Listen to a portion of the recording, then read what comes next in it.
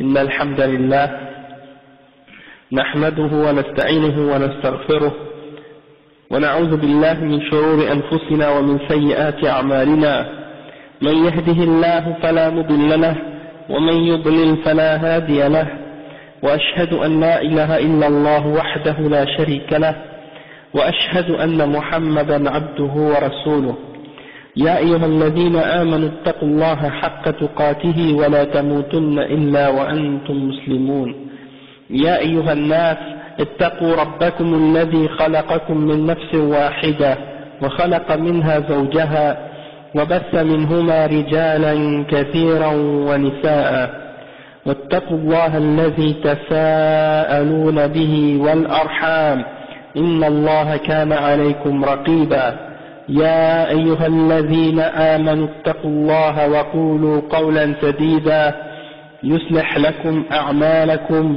ويغفر لكم ذنوبكم ومن يطع الله ورسوله فقد فاز فوزا عظيما وإن خير الكلام كلام الله وخير الهدي هدي محمد صلى الله عليه وسلم وإن شر الأمور محدثاتها وكل محدثة بدعة وكل بدعة ضلالة وكل ضلالة في النار أما بعد.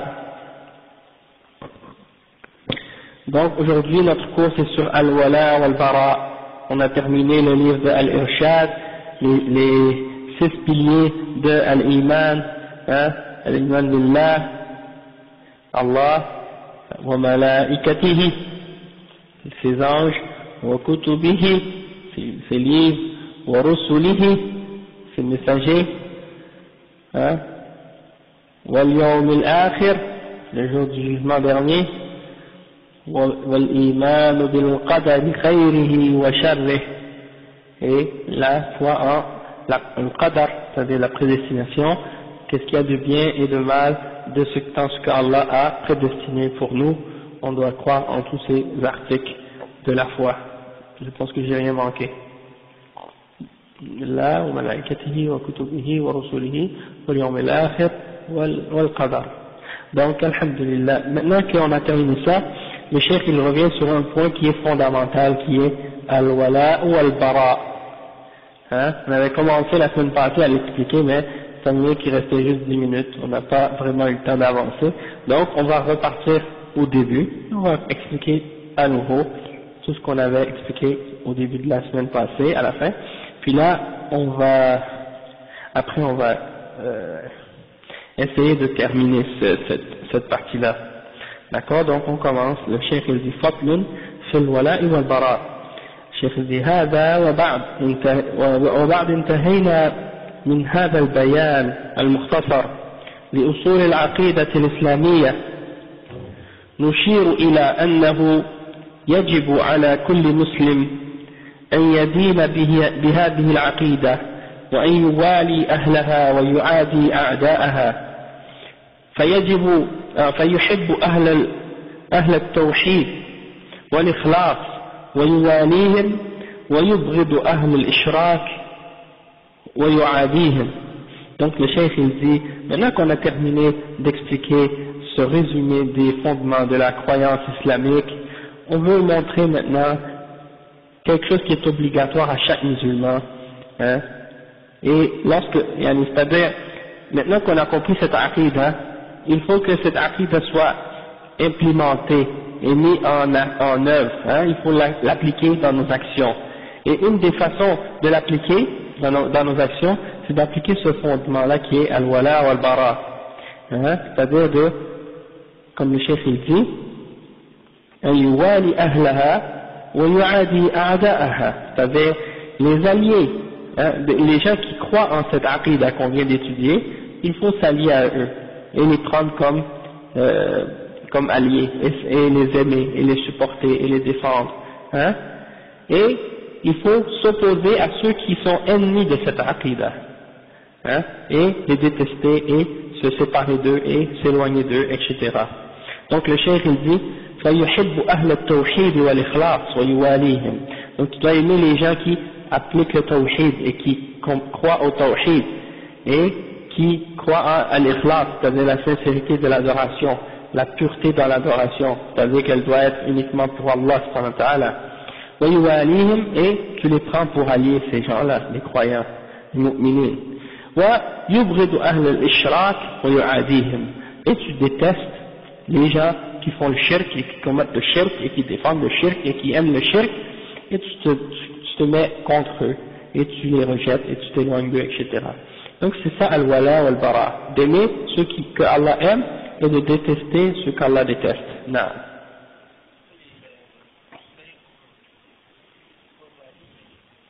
Al-wilaya, al-wilaya ça vient de la même chose. Al-wala ça vient de al-wilaya.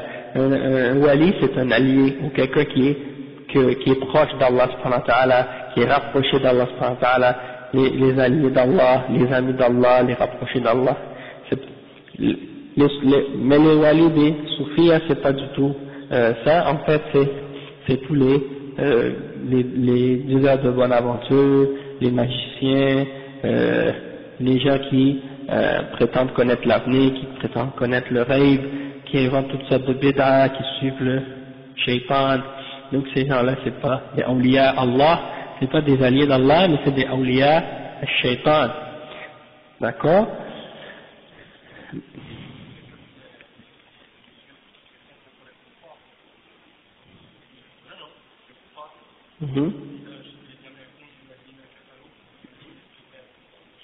Non. Bah ouais, Allah subhanahu wa ta'ala dit إن الذين كفروا من أهل الكتاب والمشركين في نار جهنم خالدين فيها أبدا أولئك هم شر البرية. Ceux parmi les gens du livre qui ont mécru ainsi que les idolâtres, ils sont dans le feu de l'enfer pour l'éternité. أولئك هم شر البرية, c'est la pire des créatures, ce sont les pires des créatures.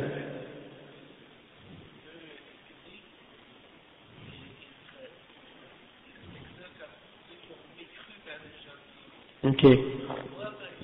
Ouais, ben ceux qui croient pas. Ouais, on a expliqué la semaine passée qu'il y a deux définitions du mot islam. La signification générale et la signification spécifique, plus particulière. La signification générale, eh ben c'est, ouais, tous les messagers qui sont venus auparavant. Mais cette façon de comprendre la définition de l'islam au sens général, elle était bonne à l'époque des autres messagers, mais depuis que le prophète Mohammed sallallahu alayhi wa sallam est arrivé et qu'il a transmis son message, maintenant il n'y a plus d'excuses pour aucune autre personne, qui soit chrétien ou juif, de continuer à suivre un autre que lui. C'est-à-dire on ne peut pas suivre un autre prophète que le prophète Mohammed sallallahu alayhi wa sallam après que le prophète sallallahu alayhi wa sallam soit venu. Et si quelqu'un prétend suivre un autre messager ou un autre prophète après que le prophète Mohammed sallallahu alayhi wa sallam soit venu et qu'il a entendu parler de lui, donc celui-là c'est un kafir par la suite. Non, exactement. Ouais, c'est comme les deux juifs. Je vous avais raconté cette histoire une fois, parce qu'une fois j'étais à Concordia, à la Moussala de Concordia pour faire la prière, puis il y a deux juifs qui sont venus. Et puis il y a des frères, je ne sais pas si c'est des frères, des musulmans qui les ont invités. Mais eux, c'est des soi-disant ultra-orthodoxes. Okay. Ultra-orthodoxes, ils sont contre les zionistes. C'est-à-dire, ils sont contre l'occupation, ils sont contre l'occupation de la Palestine par les Juifs. Mais je ne sais pourquoi. Mais attends, la chose c'est que ils venaient avec les boudins, puis leurs chapeaux, puis leurs habits noirs, etc., traditionnels, comme les Juifs, avec la barbe et tout. Et là, ils riaient, ils souriaient avec les musulmans comme si rien n'était. Et là, moi, je suis allé leur parler. Je leur ai dit, qu'est-ce que vous faites ici? Et là, ils disent, mais on est avec vous, on est contre les autres juifs qui font ça, on n'est pas d'accord avec eux. Et là, je leur ai dit, ouais, mais est-ce que vous croyez en l'islam? Est-ce que vous acceptez l'islam? J'ai dit, vous devez accepter l'islam. Et là, ils me disaient, oui, on accepte l'islam, on croit en l'islam. J'ai dit, est-ce que vous témoignez de Ashhadu an la ilaha illallah wa Ashhadu anna Muhammad Rasulullah? Ils ont dit, oui, on témoigne, on dit Ashhadu an la ilaha illallah wa Ashhadu anna Muhammad Rasulullah. J'ai dit, dans ce cas-là, pourquoi vous venez pas prier avec nous? Et pourquoi vous gardez vos habits de judaïsme? Maintenant, il dit, mais non, ça c'est de nos traditions. Ça c'est, qu'est-ce qu'on a toujours eu? J'ai dit, ouais, mais c'est pas comme ça. J'ai dit, quand vous dites que vous croyez au prophète Muhammad sallallahu alayhi wa sallam, alors maintenant c'est fini. Vous devez suivre uniquement le prophète Mohammed sallallahu alayhi wa sallam, et vous devez couper vos couettes et enlever vos vêtements noirs, et vous devez, ouais c'est ça, et vous devez changer vos vêtements. Et là, ils ont compris que j'ai compris leur jeu, tu vois. Parce que tu peux pas juste dire Ashhadu an la ilaha illallah ou Ashhadu anna Muhammad Rasulullah, on va dire un hindou devient musulman. Il dit Ashhadu an la ilaha illallah ou Ashhadu anna Muhammad Rasulullah, puis il continue à aller au temple hindou, puis à se prosterner devant les statues de Vishnu ou Brahma ou je sais pas de quelle autre divinité hindoue. Puis il dit oui, je suis musulman, sauf que je continue à adorer les idoles. Ou bien un chrétien qui continue à porter la croix, qui dit non, je suis musulman mais je veux garder ma croix parce que c'est ma tradition, c'est ma culture. Ça c'est shirk, tu peux pas continuer à faire ça. Donc là, il y a d'autres musulmans qui sont arrivés, qui ont commencé à dire Ya akhi, astaghfirullah, pourquoi tu dois pas l'imposer, tu dois pas le forcer, pourquoi tu lui dis des choses comme ça? Je lui dis subhanallah, je lui ai pas forcé, je lui explique, c'est tout, qu'il doit accepter l'islam, et que s'il veut vraiment être un musulman, et qu'il prétend dire le shahada, il doit respecter les conditions du shahada. Et là il disait la ikrah fi d-din, il n'y a pas de compulsion, il n'y a pas de contrainte dans la religion. Il dit oui, mais c'est pas comme ça que tu dois comprendre ce verset.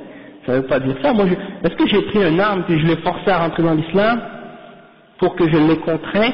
Non, je lui ai seulement expliqué les règles de l'islam. Donc il n'y a pas de contrainte. C'est quoi et où la contrainte? Eux, ils pensent que le fait d'inviter un kafir à l'islam puis de lui dire deviens musulman, ça c'est une contrainte. La contrainte, c'est pas ça. En tout cas, ça a terminé que, mais eux, ils ont compris, tu vois. C'est-à-dire, ils ont vu que, ouais, les deux juifs, ils ont compris que je savais qu'est-ce qu'ils faisaient, que j'ai compris. Ils disent, c'est pas parce que vous êtes contre les autres juifs que vous êtes en accord avec l'islam, que nous on est en accord avec vous. Vous devez respecter Allah, respecter son messager, accepter l'islam sincèrement, puis après, c'est une autre histoire, l'histoire de qu'est-ce que les autres juifs font, les zionistes ou les non-zionistes, on s'en fout.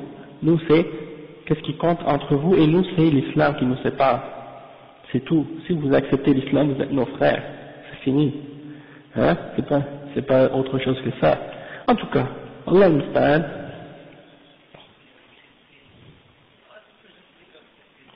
Ouais.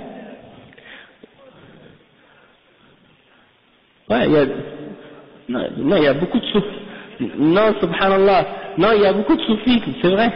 J'ai entendu des soufis qui disaient à des chrétiens, vous n'avez pas besoin de vous convertir, convertissez-vous pas à l'islam, restez dans le christianisme. Il y a des frères, même sénégalais, qui m'ont dit qu'ils disaient ça aux chrétiens là-bas. Même, ils laissent les chrétiens venir avec eux, entrer dans la tariqa, mais ils restent chrétiens encore, certains d'entre eux. T'imagines? Puis, en tout cas, on a des milliers d'exemples de ce genre, mais là on va continuer, si on veut finir, parce que le cours est assez volumineux aujourd'hui. D'accord? Allah musta'an.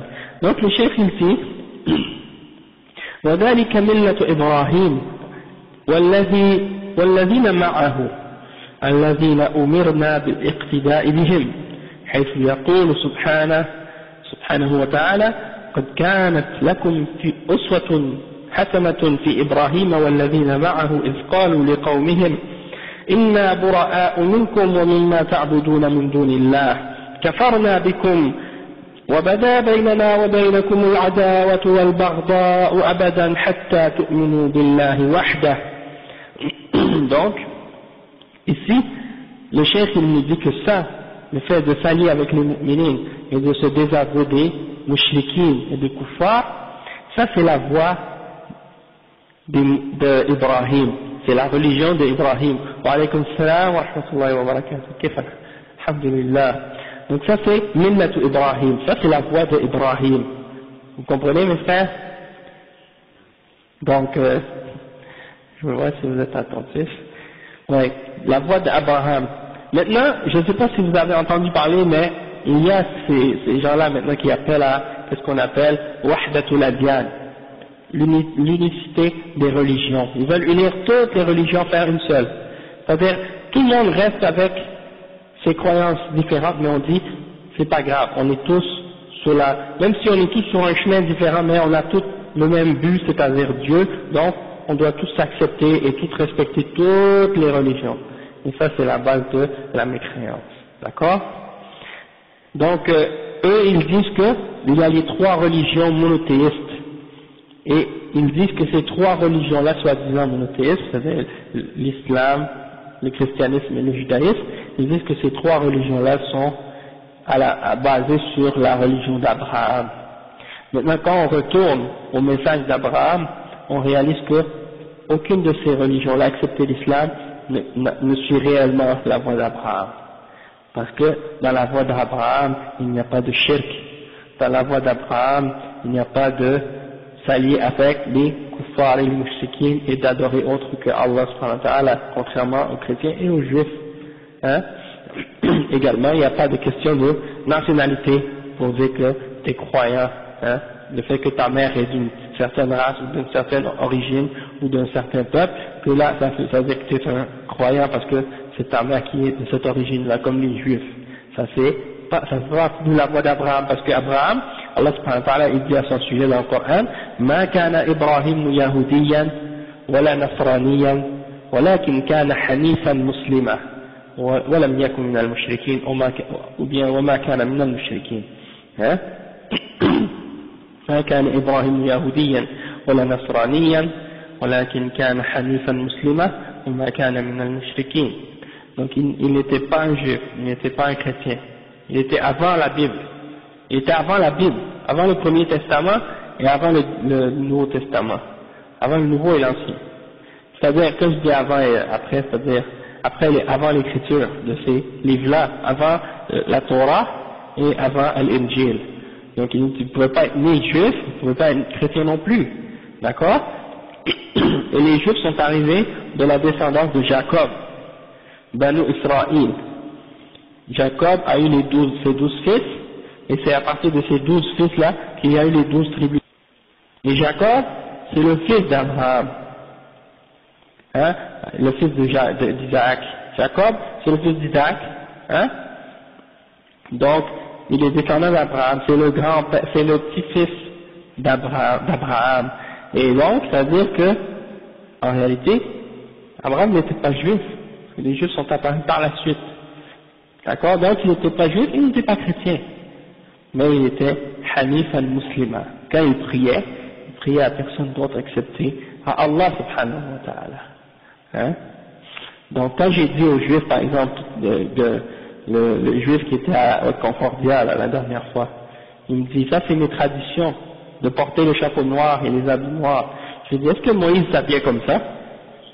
Et quand je lui ai dit ça, il m'a dit, non, il s'habillait pas comme ça. J'ai dit, comment il s'habillait? Il dit, il s'habillait un peu comme les Arabes avant, tu vois, avec les trucs là, comme les chimars, comme les Bédouins là, comme les Saoudiens et tout.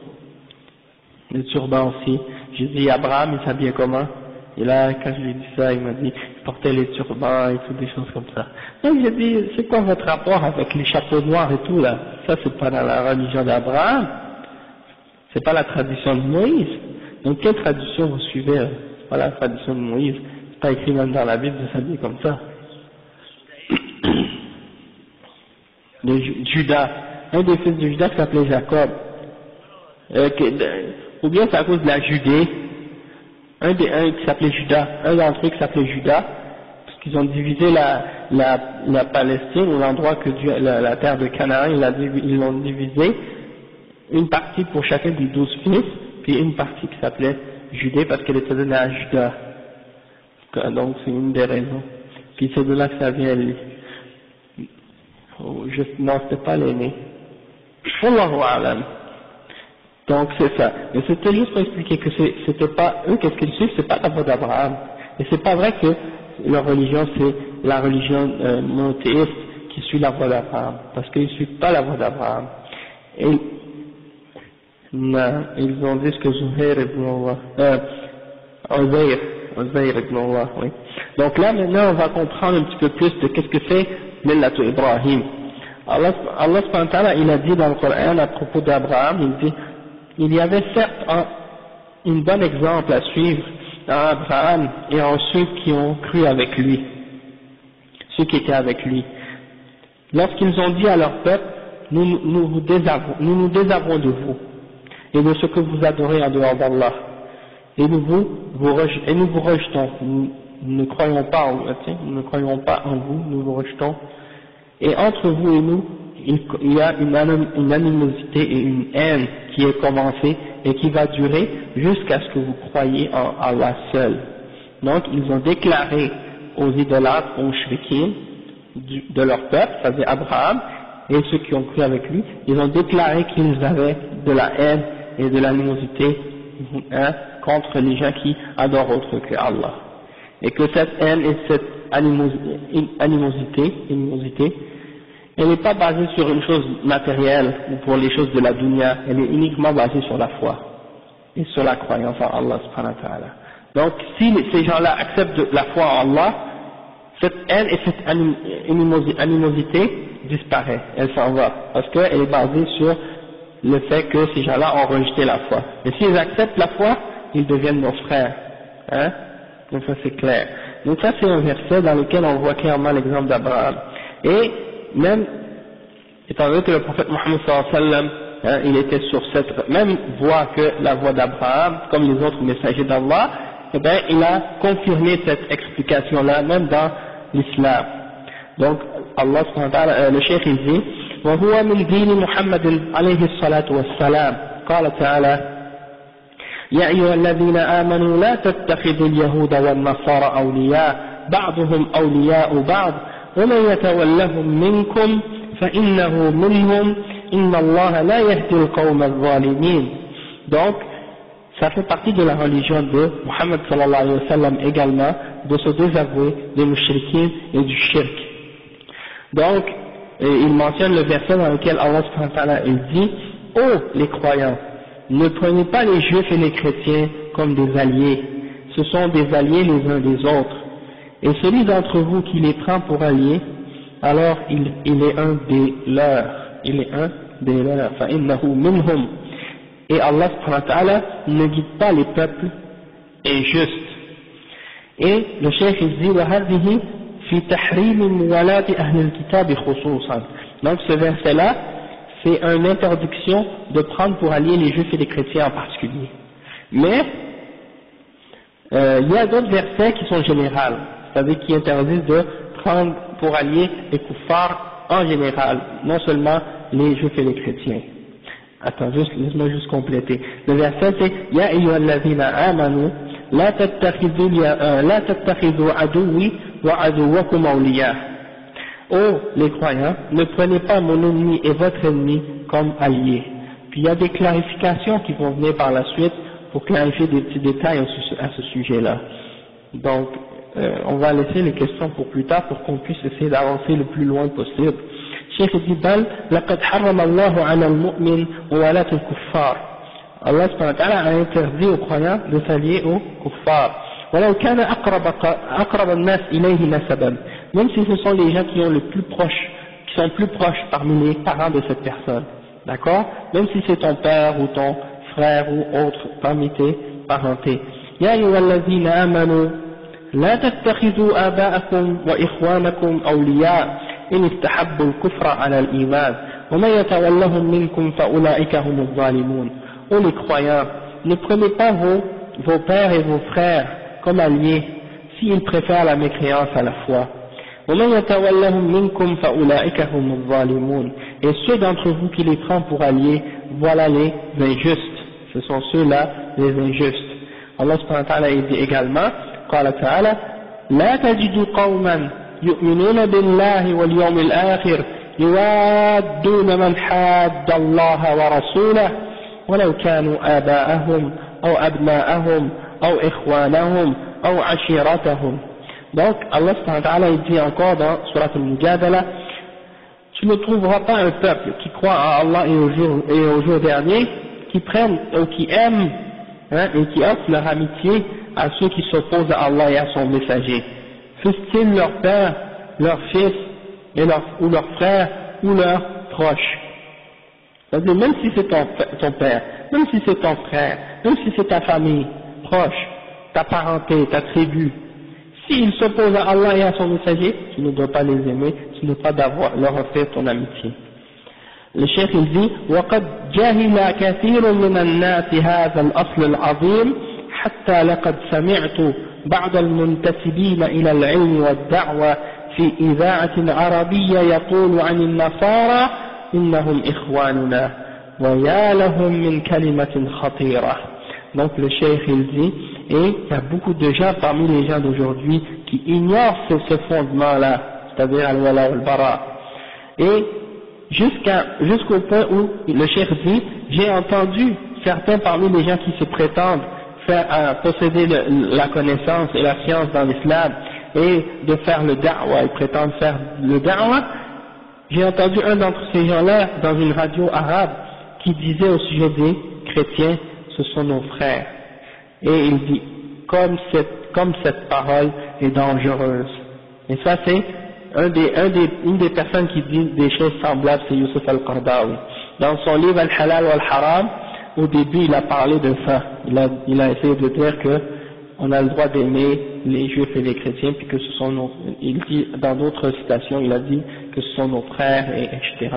Donc, ça c'est des exemples de paroles vraiment contraires au Coran et à la Sunna. Et Cheikh Al-Fawzan, rahimahullah, il a réfuté cette idée-là, et beaucoup d'autres, même parmi les ulama, ont réfuté ça de sa part, parce que il n'a pas fait la distinction entre prendre pour allié et aimer les kuffars et le fait d'être bon avec eux et d'agir correctement avec eux. Donc il n'a pas fait la distinction entre ces deux choses-là, et il a fait que ces deux choses-là sont la même chose. Donc, comme on va expliquer plus tard, on a le droit d'être bon envers eux et de bien agir avec eux, mais on n'a pas le droit de les aimer. Ça c'est deux choses différentes. Donc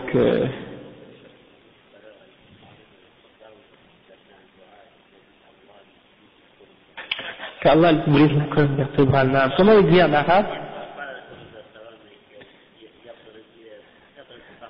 Ouais, يقسم ظهره ou quelque chose comme ça peut-être. Et نعم, Cheikh Muqbil, rahimahullah. Ah oui, il a fait 4 cassettes, le Cheikh Muqbil, contre Youssef al-Qaradawi.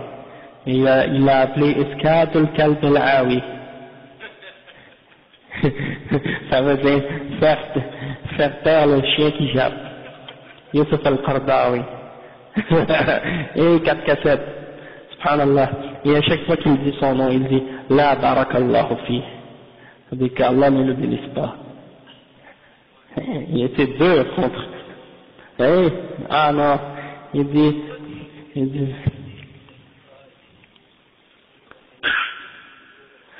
non, c'était pas lui. Non, c'était pas lui, mais Cheikh Muqbil, qu'est-ce qu'il a dit? Wallahu a'lam, il s'est basé sur un verset dans le Coran. Le verset qui dit وَاتْلُ عَلَيْهِمْ نَبَأُ الَّذِي آتَيْنَاهُ آيَاتِنَا فانسلخ منها فأتبعه الشيطان فكان من الغاوين ولو شئنا لرفعناه بها ولكنه أخلد إلى الأرض واتبع هواه فمثله كمثل الكلب إن تحمل عليه يلهث أو تتركه يلهث. Donc il s'est basé sur ce verset-là, le verset dans Sourate Al-A'raf, vers la fin. T'as la traduction avec toi? Non? Elle dit, et cite-leur l'exemple de celui à qui on a donné nos versets et qui s'en est retiré et qui a fait que le shaitan le suive, et il a été parmi les gens déviés. Mais si on aurait voulu, on l'aurait élevé par ça, par nos signes, par la connaissance qu'il a acquis. ولكنه أخلد إلى الأرض واتبع هواه. Mais il a préféré rester bas sur la terre et il a suivi ses passions. Donc son exemple est l'exemple du chien. Donc c'est ça qu'Allah dit dans le Coran, dans Sourate Al-A'raf. Donc il s'est basé sur ça. Et puis là, il était fort, il était dur contre les gens de bid'ah. D'accord? Donc alhamdulillah, mais yani, avec hikmah aussi, avec sagesse et avec ilm. Si un autre que Cheikh Muqbil l'avait dit, ça n'aurait pas passé de la même façon. Hein? Et même il y a des chouurs qui ont il y en a, j'ai entendu des commentaires, certains chiites ont dit, il n'aurait pas dû dire ça, etc. Mais si ça venait de quelqu'un d'autre, il n'aurait pas, je pense pas n'importe qui, on ne l'aurait pas accepté de n'importe qui. Mais étant donné que c'est le Cheikh Muqbil, hein, que c'est un imam, un des imams dans le hadith, et que c'est un des grands ulama de Ahl Sunnah qui est respecté partout, alors c'est pour ça que les gens l'ont accepté de sa part. Donc, alhamdulillah. Et après le Cheikh il dit, كما أن الله سبحانه حرم موالاة الكفار أعداء العقيدة الإسلامية فقد أوجب سبحانه موالاة المؤمنين ومحبتهم. Donc le chef il dit, étant donné que Allah subhanahu wa ta'ala nous a interdit de nous allier aux kuffars, les ennemis de la croyance islamique, il nous a rendu obligatoire de s'allier avec les croyants et de les aimer. D'accord? Après le chef il dit, إنما وليكم الله ورسوله والذين آمنوا الذين يقيمون الصلاة ويؤتون الزكاة وهم راكعون ومن يتولى الله ورسوله والذين آمنوا فإن حزب الله هم الغالبون. Ça veut dire, votre allié, vos alliés ne sont que Allah subhanahu wa ta'ala et son messager. De même que ceux qui ont cru,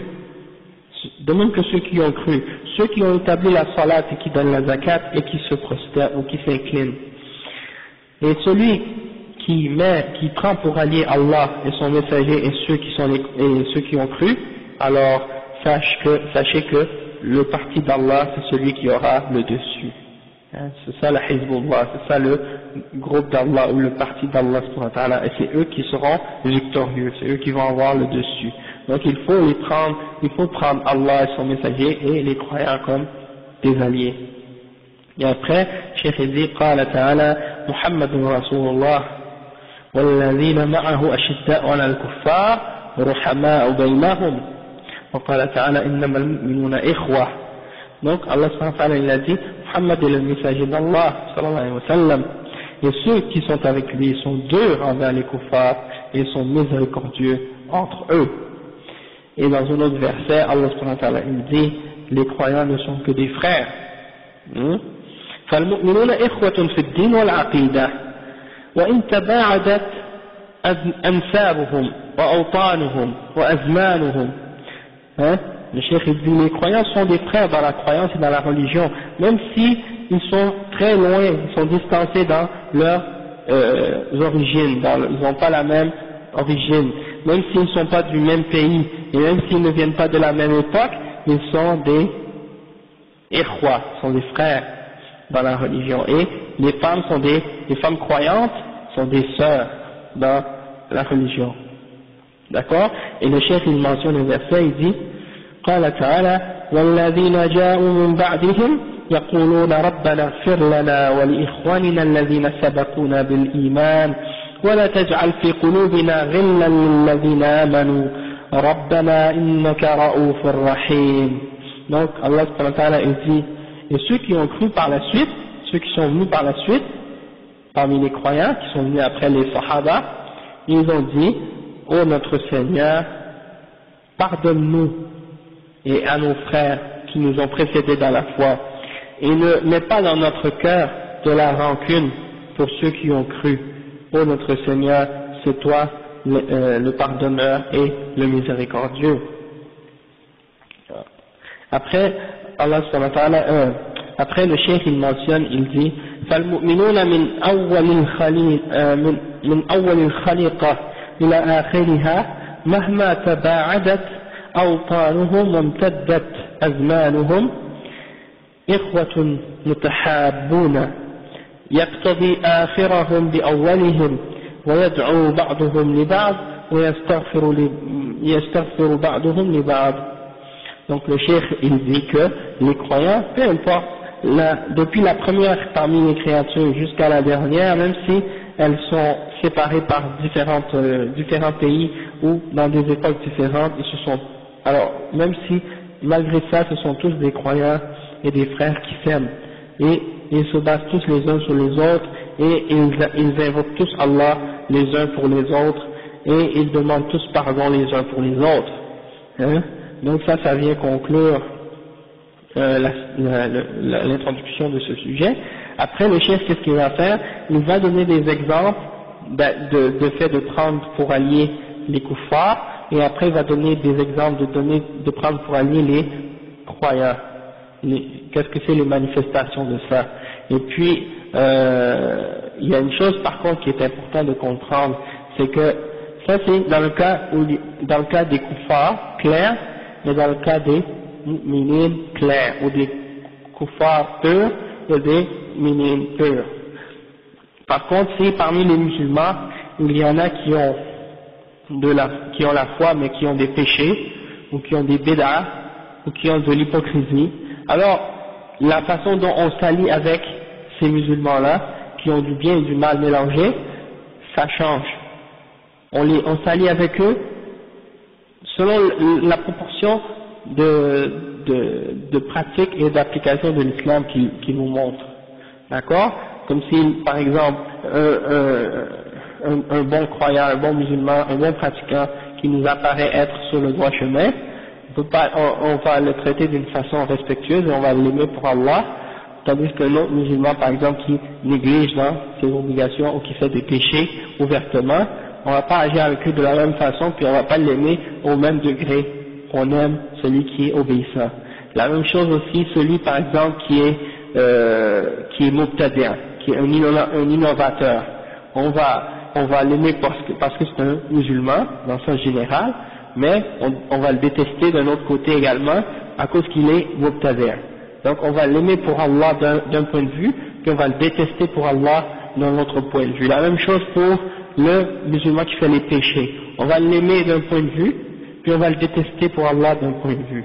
Et la même chose pour le musulman qui, par exemple, qui nous montre des aspects de l'islam, mais qui, par exemple, fait des choses contraires à l'islam, des choses, tant qu'il n'est pas en dehors de l'islam, on l'aime pour Allah dans le bien qu'il fait, selon son niveau de pratique de l'islam, puis on le déteste pour Allah pour qu'est-ce qu'il fait qui est contraire.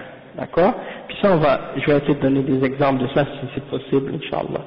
Donc le chef il dit وَلِلْوَلَاءِ وَالْبَرَاءِ مَظَاهِرْ تَدُلُّ عَلَيْهِمَا. Donc il dit qu'il y a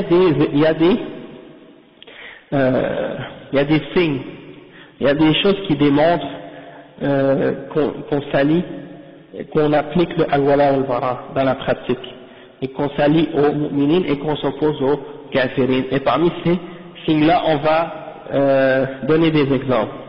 Donc le chef il donne pour al-bara 10 exemples. On va essayer d'aller vite pour essayer de passer le plus vite possible sur les exemples, puis après ça donner l'exemple pour al-wala, c'est-à-dire de s'allier aux croyants. Cheikh il dit mazahir muwalat al-kuffar. C'est quoi les signes qu'on s'est allié aux kuffar? Là il donne des exemples d'alliance avec les kuffar, c'est-à-dire que c'est une contradiction avec l'islam. Cheikh il dit فمن مظاهر موالاة الكفار الأول التشبه بهم في الملبس والكلام وغيرهما، لأن التشبه بهم في المجلس والكلام وغيرهما يدل على محبة المتشبه للمتشبه به، ولهذا قال النبي صلى الله عليه وسلم من تشبه بقوم فهو منهم، فيحرم التشبه بالكفار فيما هو من خصائصهم ومن عاداتهم وعباداتهم وسمتهم وأخلاقهم كحلق اللحى وإطالة الشوارب والرطانة بلغتهم إلا عند الحاجة وفي هيئة اللباس والأكل والشرب وغير ذلك. Donc le cheikh dit que premièrement parmi les manifestations de s'allier avec les kuffars, il y a qu'on essaie de leur ressembler dans notre habillement, dans notre parole et d'autres exemples de ce genre. Donc le cheikh il dit le fait d'essayer de leur ressembler dans notre façon de s'habiller, hein, et par exemple d'essayer de les imiter par exemple dans qu'est-ce qui fait partie de leurs habillements particuliers ou de leur mode particulière, et de parler comme eux, hein, comme par exemple tu essaies de les imiter dans leur façon de parler parce que tu les admires, parce que tu aimes leur façon de parler par exemple, hein, Par exemple, on peut parler français, mais si par exemple on parle français, puis on essaie d'imiter une façon particulière, un accent particulier parce qu'on admire un certain groupe, hein. Je vous donne un exemple. Quelqu'un qui aime le rap commence à parler un peu comme les hip-hop, comme les b-boys, hein, commence à suivre leur méthode et tout, ça peut démontrer une sorte de ressemblance à un groupe de personnes. Et bien c'est la même chose. Dans les pays musulmans, il y a des musulmans qui parlent arabe, sont arabes, on va dire, ils sont arabophones, ou autre langue de leur pays, et puis ils essaient absolument d'apprendre l'anglais pour essayer de se montrer fiers, pour essayer de s'élever, hein, d'essayer d'imiter les Anglais, puis de vivre à leur façon, et de suivre leur méthode. Ou les Français, c'est la même chose. Ils prennent l'accent des Français, ils vivent à la française, hein, le mode de vie des Français, ils prennent leur attitude, et tout ça. Donc ça, c'est une forme de tashabbuh. Donc le cheikh, il dit, ça veut dire de ressemblance. Et le cheikh, il dit que lorsque quelqu'un essaie d'imiter quelqu'un, et de suivre l'exemple de quelqu'un, ça montre qu'il a de l'amour pour cette personne à qui il essaie de ressembler. Parce qu'en général, quand tu essaies d'imiter quelqu'un, c'est parce que tu l'aimes, parce que tu l'admires, parce que tu as du respect pour cette personne. Tu ne vas jamais essayer d'imiter quelqu'un que tu méprises ou que tu regardes comme étant quelqu'un de bas ou de moins important. Hein? En général, quelqu'un qui imite quelqu'un, c'est quelqu'un qui imite quelqu'un qu'il aime et qu'il respecte. Donc le chef il a dit Man tashabbaha biqawmin fahuwa minhum, celui qui imite un peuple, alors il en fait partie de ce peuple. Donc c'est interdit d'imiter les kuffars dans ce qui leur est particulier, dans leur tradition, dans leur adoration, dans leurs signes, dans leurs apparences, et dans leurs caractéristiques et leur caractère, leur personnalité également. Comme par exemple, c'est interdit de raser la barbe pour imiter aux kuffars, l'imitation des kuffars. De se raser la barbe, c'est une imitation des kuffars, ok? Inch'Allah, on va peut-être, Inch'Allah. Inch'Allah. Le chef dit, wal-akl wal-shurb wa ghayri dhalik. C'est-à-dire, essayer de les imiter dans leur façon de manger, leur façon de boire. Et il dit aussi de parler dans leur langue lorsqu'il n'y a pas de nécessité. C'est-à-dire de parler dans la langue des kuffars lorsqu'il n'y a aucune nécessité. C'est avec les musulmans, dans un pays arabe, il y a deux musulmans qui se parlent ensemble, qui sont arabes, et ils se parlent en anglais entre eux, pour montrer qu'ils sont plus évolués ou civilisés, soi-disant. D'accord? Ça c'est un exemple de tashabbuh bil kuffar, et ça c'est haram, parce que ça montre un complexe d'infériorité, et ça montre que tu as un respect pour ces gens-là, alors que ce sont des kuffars. Le cheikh il dit, donc on ne doit pas les suivre dans ces exemples-là. Et puis, c'est triste de voir aujourd'hui comment les musulmans ont suivi les kuffars, surtout dans l'exemple de le rasage de la barbe. Okay? Déjà que le prophète sallallahu alayhi wa sallam a dit qussu shawarib wa'fu anil liha, coupez vos moustaches et laissez pousser votre barbe, laissez-la pousser, laissez-la pousser. Eux, qu'est-ce qu'ils font? Ils font le contraire. On dirait qu'ils laissent pousser leur moustache et qu'ils rasent la barbe. Ils font le contraire. La plupart des Arabes, c'est ce qu'ils font. Les Majous, c'est ça, les Majous. Ils laissent pousser une grosse moustache et puis ils rasent la barbe. Et le prophète sallallahu alayhi wa sallam a dit U'fu 'anil liha wa qassu ash-shawarib khalifu al-majous. Distinguez-vous des Majous, faites le contraire de ces gens-là. Khalifu al-yahoud, khalifu al-nasara. Dans combien de hadiths le prophète sallallahu alayhi wa sallam dit khalifu, distinguez-vous, faites le contraire d'eux, ne les suivez pas leur exemple, imitez pas les juifs, imitez pas les chrétiens. Donc plusieurs hadiths, le prophète sallallahu alayhi wa sallam, il insiste là-dessus. Hein? Et il y en a un ignorant ou un autre sot là qui va arriver et qui va dire ah mais aujourd'hui il y a des juifs qui laissent leur barbe donc on doit la couper. Non, s'ils sont en accord avec quelque chose qui est dans l'accord avec la sunna, hein, dans ce cas-là on ne va pas les contredire dans la sunna. s'ils suivent l'exemple du prophète sallallahu alayhi wa sallam, c'est une chose qui est en accord avec l'islam, on va pas contredire le prophète sallallahu alayhi wa sallam parce qu'ils suivent le bon exemple. Non, au contraire. Il y a des ignorants qui pensent comme ça. Écoute, ouais, ils ne taillent pas la moustache. Et il y a un autre argument aussi, c'est que c'est une petite minorité parmi les juifs qui laissent leur barbe en réalité. La plupart des juifs, ils se rasent. Et aussi, les chrétiens, la même chose. Regardez les prêtres chrétiens. La plupart, ils rasent la barbe. Exactement. Un frère, il disait quoi?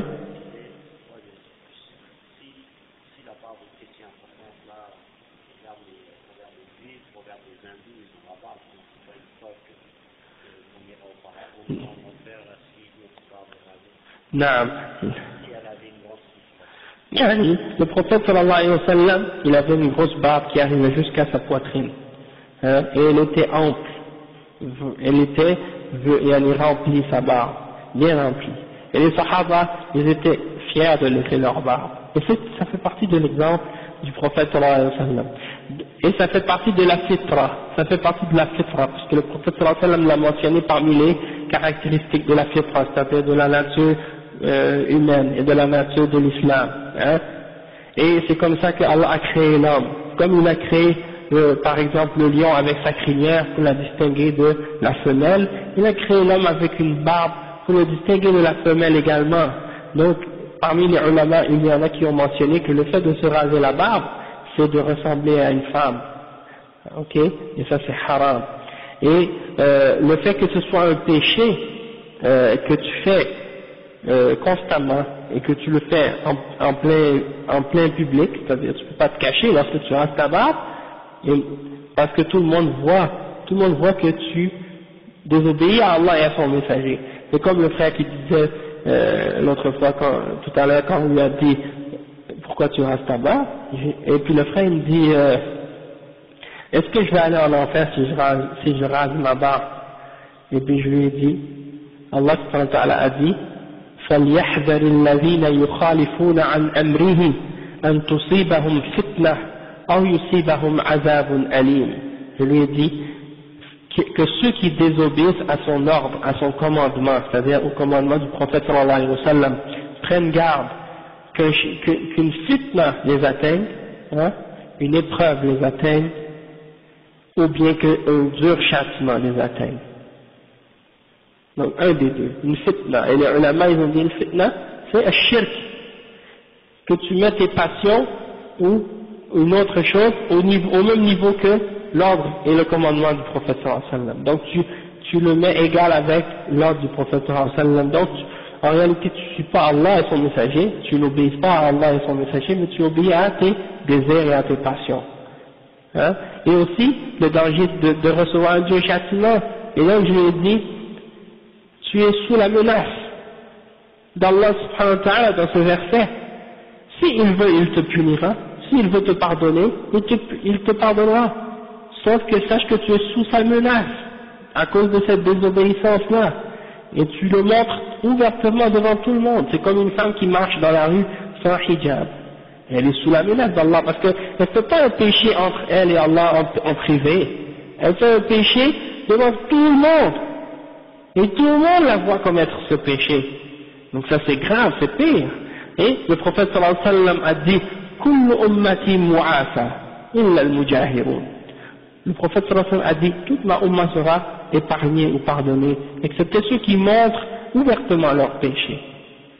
Ça c'est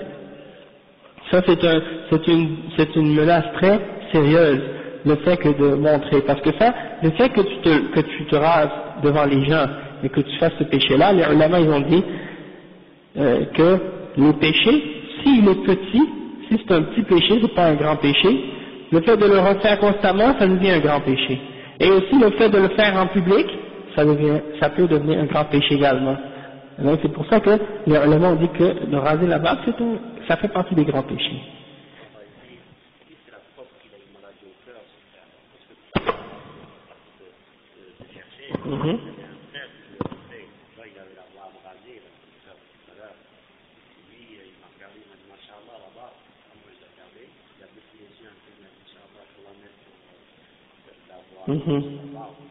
Alhamdulillah.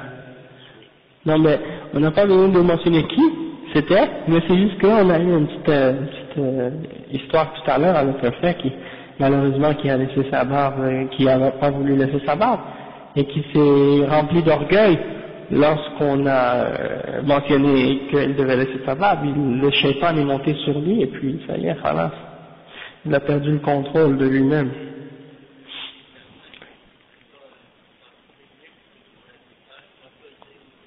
Ouais, exactement. Il ne faut pas parler de nos péchés publiquement, il ne faut pas faire le péché publiquement. Le péché que tu fais publiquement, c'est pire et encore plus grave que le péché que tu fais en privé, parce que le péché que tu fais publiquement, eh ben ça influence d'autres personnes à le faire. Quand une femme enlève son hijab, puis marche dehors avec les talons, puis le maquillage, puis les vêtements légers, elle encourage d'autres femmes à le faire. Alors ça c'est une fitna, pour elle et pour les autres. Alors c'est grave. Hein? Le prophète sallallahu alayhi wa sallam a dit Man sanna fil islam sunnatan hasana kana lahu ajruha wa ajru man amila biha wa la yanqusu dhalika min ujurihi shay'an. Celui qui fait dans l'islam une bonne action, il aura la récompense de cette bonne action-là et la récompense de celui qui l'a suivi sans que ça diminue rien de ses bonnes actions. ومن سن في الإسلام سنة سيئة فكان عليه وزرها ووزر من عمل بها ولا ينقص ذلك من أوزارهم شيئا أو من وزرهم شيئا. Donc ça veut dire que celui qui fait un péché, eh ben, il aura son péché et le poids du péché et le poids de tous ceux qui l'ont suivi dans ce péché-là, sans que ça diminue rien de son propre péché à lui. Donc toi tu le fais, un autre te voit, il a la foi faible, il le fait, il te suit, et l'autre il te suit, et ça continue comme ça. Donc le premier musulman qui s'est rasé, il a les péchés de tous les autres qui le suivent, jusqu'à aujourd'hui. Et les ulama, si tu lis dans les livres de fiqh, les ulama, ils ont dit que la personne qui se rase la barbe, on n'accepte pas son témoignage en cours dans l'islam. Imam Malik et dans plusieurs autres mazahib aussi. Et il y en a même qui ont dit que pour celui qui coupe la barbe de quelqu'un, qui l'endommage, il doit payer le prix de son sang complet. C'est grave, hein, chez le barbier, ouais. Hein, c'est ça. Il y en a chez des barbiers, le musulman barbier, le musulman qui coupe les cheveux, il n'a pas le droit de raser la barbe des gens. Même si le client rentre et il dit je veux raser ma barbe, il n'a pas le droit de lui raser. Il n'a pas le droit, c'est haram de raser la barbe. Même s'il dit que c'est son travail, s'il le fait, il a un péché pour le faire. Et ça, les ulama, ils ont fait des fatwas là-dessus. Hein? Et c'est triste, Afi, que même dans le Hajj, Allah Musta'an, quand il y a des frères qui vont faire le Umrah et des choses de ce genre, quand ils se font raser la tête, en même temps, ils disent au gars qui rase les cheveux, rase ma barbe en même temps. Donc il se rase la barbe, les cheveux et la barbe, Allah Musta'an. Donc ça c'est un péché, hein. Non.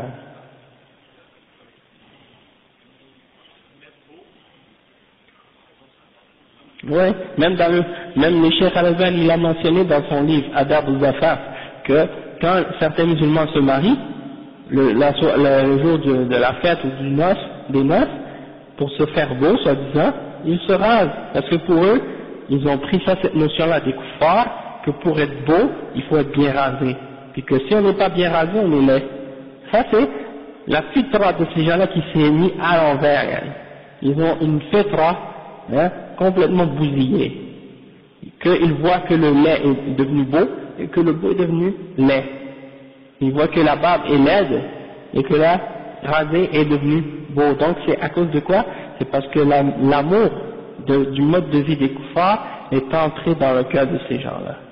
Et quand ils jugent les choses de la vie, ils jugent selon les principes de la vie des kuffars et non pas selon le Coran et la Sunna.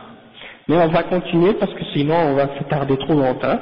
Parmi les points qui font partie des manifestations de s'allier avec les kuffars, le Cheikh dit, le deuxième point, al-iqamatu fi biladihim wa adam al-intiqal minha ila balad al-muslimin li ajli al-firar bid-din لأن الهجرة بهذا المعنى ولهذا الغرض واجبة على المسلم لأن إقامته في بلاد الكفر تدل على موالاة الكافرين، ومن هنا حرم الله إقامة المسلم بين الكفار إذا كان يقدر على الهجرة. قال تعالى: إن الذين توفاهم الملائكة ظالمي أنفسهم قالوا فيما كنتم قالوا كنا مستضعفين في الأرض قالوا ألم تكن أرض الله واسعة فتهاجروا فيها فأولئك مأواهم جهنم وساءت مصيرا إلا المستضعفين من الرجال والنساء والولدان لا يستطيعون حيلة ولا يهتدون سبيلا فأولئك عفى الله أن يعفو عنهم وكان الله عفوا غفورا. Donc le cheikh il dit que parmi les manifestations de s'allier avec les kuffars, c'est le fait de vivre dans leur pays, de s'établir dans leur pays et de ne pas quitter leur pays vers les pays musulmans dans le but de s'enfuir avec notre religion. Car le cheikh il dit que le hijra dans ce sens-là et pour ce but-là est obligatoire pour tout musulman. Et le fait de s'établir dans le pays du kufr, ça démontre qu'il y a une forme d'alliance avec les kafirines. Et c'est de ce point de vue-là que Allah subhanahu wa ta'ala a interdit aux musulmans de s'établir parmi les kuffars s'il est capable de faire le hijra. D'accord? C'est-à-dire d'émigrer. Le cheikh il mentionne un verset dans lequel, dans Surah An-Nisa, le verset 97-99.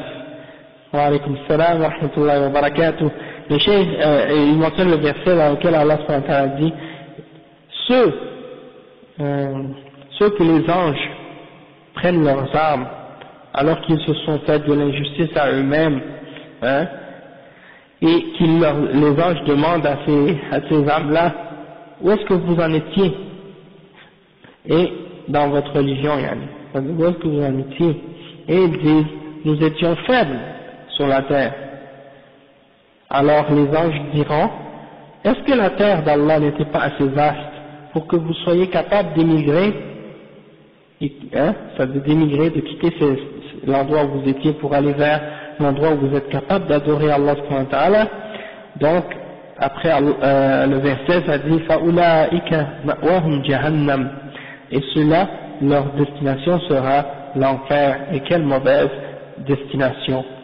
Sauf ceux qui ont été faibles, sauf ceux qui sont faibles parmi les hommes et les femmes et les enfants et qui ne trouvent pas le chemin et qui n'ont pas les moyens de faire le hijra. Donc pour eux c'est pas obligatoire tant qu'ils aient la capacité. Et Allah subhanahu wa ta'ala dit: fa'ulaika, ceux-là, il se peut que Allah subhanahu wa ta'ala leur fasse indulgence, et Allah subhanahu wa ta'ala est indulgent et pardonneur. Après le cheikh il dit: فلم يعذر الله في الإقامة في بلاد الكفار إلا المستضعفين الذين لا يستطيعون الهجرة، وكذلك من كان في إقامته مصلحة دينية كالدعوة إلى الله ونشر الإسلام في بلادهم. Donc le cheikh il dit que Allah n'a excusé personne dans la question de l'immigration des pays de kuffar, c'est-à-dire Allah n'a pas excusé personne de s'établir dans les pays des kuffars, excepté les gens qui sont faibles et qui ne sont pas capables de faire le hijra parce qu'ils n'ont pas les moyens peut-être, ou qui sont par exemple dans les pays des kuffars pour un bienfait, pour une question qui est bénéfique pour les musulmans, quelque chose qui est bénéfique pour les musulmans, comme par exemple qui viennent faire du commerce et qui retournent, ou qui viennent étudier quelque chose que les musulmans, une science dont les musulmans ont besoin puis qui retournent dans leur pays, ou bien par exemple aussi dans le fait qu'on vient pour faire le da'wah et pour appeler les kuffars à l'islam. Ça c'est quelque chose qui est recommandé, d'accord? Ça c'est quelque chose qui est dans ces cas-là c'est permis. Donc on va continuer et En fait, peut-être pour mentionner un point en passant, c'est que les ulama ils ont expliqué que le musulman, il doit faire le hijra, il doit quitter le pays des kuffars pour aller vivre chez les musulmans, s'il est capable. Puis, et il y a des cas où c'est permis de venir pour certaines raisons, comme j'ai mentionné, soit pour prendre un savoir, ou soit pour faire le da'wah à l'islam, des choses de ce genre. Par contre, ou pour une maladie, pour venir se faire traiter. Mais si on va dire que tu n'es pas capable d'appliquer ta religion, de montrer que tu es musulman et d'appliquer ouvertement ta religion en toute liberté, dans ce cas-là, ça devient obligatoire de quitter.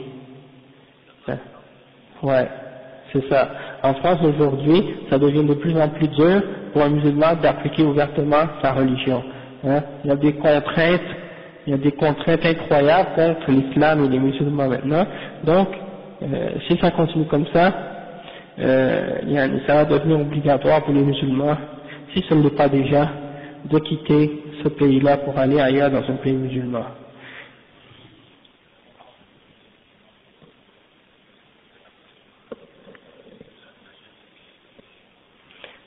Même un pays musulman, c'est-à-dire un pays où il y a les mosquées, il y a le adhan, et que la population sont des musulmans. Même s'ils n'appliquent pas toute la charia, tous les aspects de la charia. Parce que le pays musulman, c'est un pays où il y a les mosquées, il y a l'azan, et il y a les musulmans, et les cimetières, les gens sont enterrés selon l'islam, et le mariage et tout le système de la vie sociale, en général, est basé sur l'islam depuis des siècles. D'accord? Ça c'est des pays musulmans. Mais est-ce qu'ils appliquent les règles de la charia? Plus ils en appliquent, mieux c'est. Mais est-ce qu'ils appliquent des règles qui sont contraires à l'islam? Si c'est le cas, eh ben, il faut dans ce cas-là voir à ce que ces lois-là soient changées s'ils sont contraires à l'islam graduellement, avec le ilm, avec le da'wah, avec le temps, avec la sagesse. Hein? Mais c'est toujours mieux d'être dans un pays comme ça, un pays musulman, même si toutes les choses ne sont pas parfaites, mais c'est quand même mieux que dans un pays qui n'est pas un pays musulman. C'est-à-dire, il faut aller dans un pays musulman où on peut adorer Allah et suivre l'islam et la sunna, et qu'on sera laissé en liberté. C'est-à-dire, on ne va pas nous mettre des contraintes, des difficultés dans notre application de la religion. Si par exemple tu es dans une ville, dans un pays musulman, et dans une ville, tu sais qu'il y a plein de péchés. Nous, que dans l'autre ville, à quelques kilomètres plus loin, les musulmans sont plus pratiquants. Il y a moins de péchés. Donc c'est bien dans ce cas-là de faire le hijra de cette ville pour aller à une autre ville. Parce que le hijra c'est quoi? C'est de quitter un endroit où il y a des péchés pour aller vers un endroit où il n'y a pas de péché. Ou un endroit où il y a des bid'ah, et vers un endroit où il n'y a pas de bid'ah, et des choses de ce genre. D'accord? Donc c'est ça la signification du hijra. Après le cheikh il dit ومن مظاهر موالاة الكفار السفر إلى بلادهم لغرض النزهة ومتعة النفس، والسفر إلى بلاد الكفار محرم إلا عند الضرورة كالعلاج والتجارة والتعلم للتخصصات النافعة التي لا يمكن الحصول عليها إلا بالسفر إليهم، فيجوز بقدر الحاجة، وإذا انتهت الحاجة وجب الرجوع إلى بلاد المسلمين. ويشترط كذلك لجواز هذا السفر أن يكون مظهرا لدينه معتزا بإسلامه متعبدا عن مواطن الشر حذرا من دسائس الأعداء ومكائدهم. وكذلك يجوز السفر أو يجب إلى بلادهم إذا كان لأجل الدعوة إلى الله ونشر الإسلام. Donc le cheikh il dit, wa alaykum salam wa rahmatullahi wa barakatuh, ça va akhi, ça fait longtemps, alhamdulillah. Donc le cheikh il dit que parmi les aspects parmi les manifestations de l'alliance avec les kuffars, il y a le fait de voyager vers leur pays pour le but de, par exemple, comme certains musulmans maintenant dans les pays musulmans, ils vont faire du tourisme dans les pays kuffars, où ils vont visiter les pays de Kufr juste pour faire un voyage de plaisir ou des choses de ce genre. Donc le chef il dit que ça ça fait partie des manifestations du fait de s'allier avec les kuffars. Et le chef il dit le fait de voyager vers les pays des kuffars c'est haram excepté pour une nécessité, comme par exemple pour se faire traiter, pour un traitement comme si quand on est malade, ou bien pour faire du commerce. Donc tu t'en vas dans ces pays-là comme j'ai dit tout à l'heure pour faire un commerce ou pour acheter des choses ou pour vendre des choses puis tu retournes dans ton pays, ou bien pour étudier des spécialités, des spécialisations qui sont bénéfiques pour les musulmans que tu ne peux pas acquérir dans ton pays, alors tu t'en vas chez les kuffars pour l'étudier et tu reviens lorsque tu as terminé. Donc c'est permis selon la nécessité. Et lorsque tu as terminé cette nécessité, lorsque tu es allé étudier là-bas, lorsque tu es venu étudier chez le kuffar et que tu as terminé d'étudier, tu as rempli ton besoin, eh bien tu dois retourner dans ton pays, dans le pays des musulmans. Et il y a une condition dans ce voyage pour qu'il soit permis, même en cas de nécessité, c'est que tu aies la capacité d'afficher ou d'exprimer ouvertement ta religion et d'être fier de ton islam et d'adorer Allah subhanahu wa ta'ala et de t'éloigner des endroits mauvais et de prendre garde également contre les ruses et les pièges des kuffars et des ennemis de l'islam. Et il dit que c'est permis également de voyager, et même il dit que c'est même obligatoire dans ce cas-là de voyager dans le but de faire le da'wah pour propager l'islam. D'accord? Donc ça c'est une chose importante à comprendre. Et donc on voit que beaucoup de musulmans qui viennent ici là, eh ben malgré qu'ils on prétend qu'ils ont une certaine liberté de pratiquer leur religion, on voit que beaucoup d'entre les musulmans, quand ils viennent ici, ils sont pas fiers d'être musulmans. Parfois même, il y en a qui essaient de cacher qu'ils sont musulmans et qui ont honte d'être musulmans. Et qui vont pas, par exemple, afficher ouvertement qu'ils sont musulmans. Ils vont se raser la barbe, ils vont, par exemple, essayer de s'infiltrer, de s'afficher, pas de s'afficher, ils vont de s'intégrer dans la société et de faire croire même, de dire des paroles contraires à l'islam, au kuffar, pour leur faire plaisir, pour qu'ils soient satisfaits de toi. Hein? Donc tu vas leur dire, il y en a certains qui vont leur dire non, la prière c'est pas obligatoire, ou bien ils vont leur dire non, le porc c'est permis, ou bien la polygamie, non, c'est pas dans l'islam, c'est interdit. Tu vois, ils vont mentir sur Allah et sur son prophète, mentir sur l'islam pour satisfaire les kuffars dans leurs mécréances. Et ça c'est quelque chose de kufr. Donc al-wala wal-bara, ça veut dire al-wala lil-kuffar, quand tu t'allies avec les kuffars, tu prends les kuffars pour allier, eh bien il y a des degrés de ça. Si tu t'allies avec eux, si tu leur ressembles dans quelque chose qui est haram, donc c'est haram. Si tu leur ressembles dans quelque chose qui est makruh, donc c'est makruh. Si tu leur ressembles dans quelque chose qui est mubah, dans quelque chose qui est permis, donc c'est permis. Mais si tu leur ressembles dans quelque chose qui est kufr, donc c'est kufr. Et si tu leur ressembles dans quelque chose qui est shirk, comme par exemple tu leur ressembles dans leurs adorations, tu leur ressembles dans leurs idolâtries, tu essaies de suivre leur exemple dans l'idolâtrie, donc ça c'est kufr, ça peut mener au shirk et au kufr. Tandis que pour certains, ils s'habillent d'une certaine façon, à leur façon, ils imitent leur façon, et donc ça c'est haram, donc ça tombe dans le haram. Ça ne veut pas dire nécessairement que quelqu'un qui s'habille, un musulman qui s'habille comme un kafir, automatiquement il devient kafir, ça dépend. Il faut voir les situations, il y a des différents cas. Et donc, il y a beaucoup de musulmans, tu les vois par exemple, ils vont aller travailler dans un magasin, certains magasins de mode, de vêtements. Par exemple, des magasins de certains styles de vêtements spécifiquement apportés par les kuffars. Ok? Et là, il va s'habiller d'une façon à la mode, comme les kuffars. Hein. Et maintenant, la mode des kuffars, pour les hommes, c'est de s'habiller un peu efféminé, comme des homosexuels. Donc, tu vois certains musulmans, Allah musta'an, qui s'habillent comme des homosexuels. et qui travaillent dans ces magasins-là.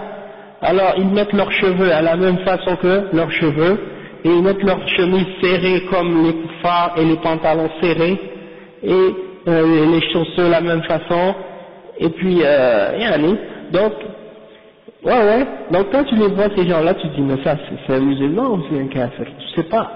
Alors ça c'est dangereux, et de les imiter de cette façon-là, ça amène quelque chose c'est sûr que c'est haram, mais si tu les suis même, tu les aimes dans ton cœur, et que tu les suis de cette façon-là, tu risques de t'éloigner de l'islam, de t'approcher d'eux de plus en plus, de les aimer, et lorsque tu commences à les aimer, tu risques de commencer à aimer leurs croyances, ou bien leurs mécréances, façon de parler, tu commences à détester certaines caractéristiques de l'islam, et tu vas commencer à aimer le kufr, et là petit à petit tu vas quitter l'islam. C'est comme ça que ça commence. C'est pour ça que Allah nous a demandé de ne pas leur ressembler, ainsi que le prophète sallam, pour qu'on soit loin d'eux, pour qu'on ne soit pas rapproché d'eux, ni dans notre cœur, ni dans notre apparence, ni rien. Parce que le vrai muwalat, ça commence dans le cœur. Le fait de prendre quelqu'un pour allié, ça commence par notre cœur. Donc l'alliance au kuffar, celui par exemple qui montre qu'il est musulman, même s'il a une barbe ou qu'il a un tamis et qu'il s'habille comme les peuples musulmans, mais que dans son cœur il aime les kuffars et il souhaite la victoire pour les kuffars et il déteste l'islam et les musulmans, ça c'est un munafiq, c'est un hypocrite. Tandis que l'autre, c'est rare, mais c'est ça le vrai hypocrite. C'est ça la définition d'un vrai hypocrite. C'est quelqu'un qui dit je suis musulman et il pratique l'islam, mais dans son cœur il déteste l'islam et les musulmans. C'est l'ennemi d'Allah.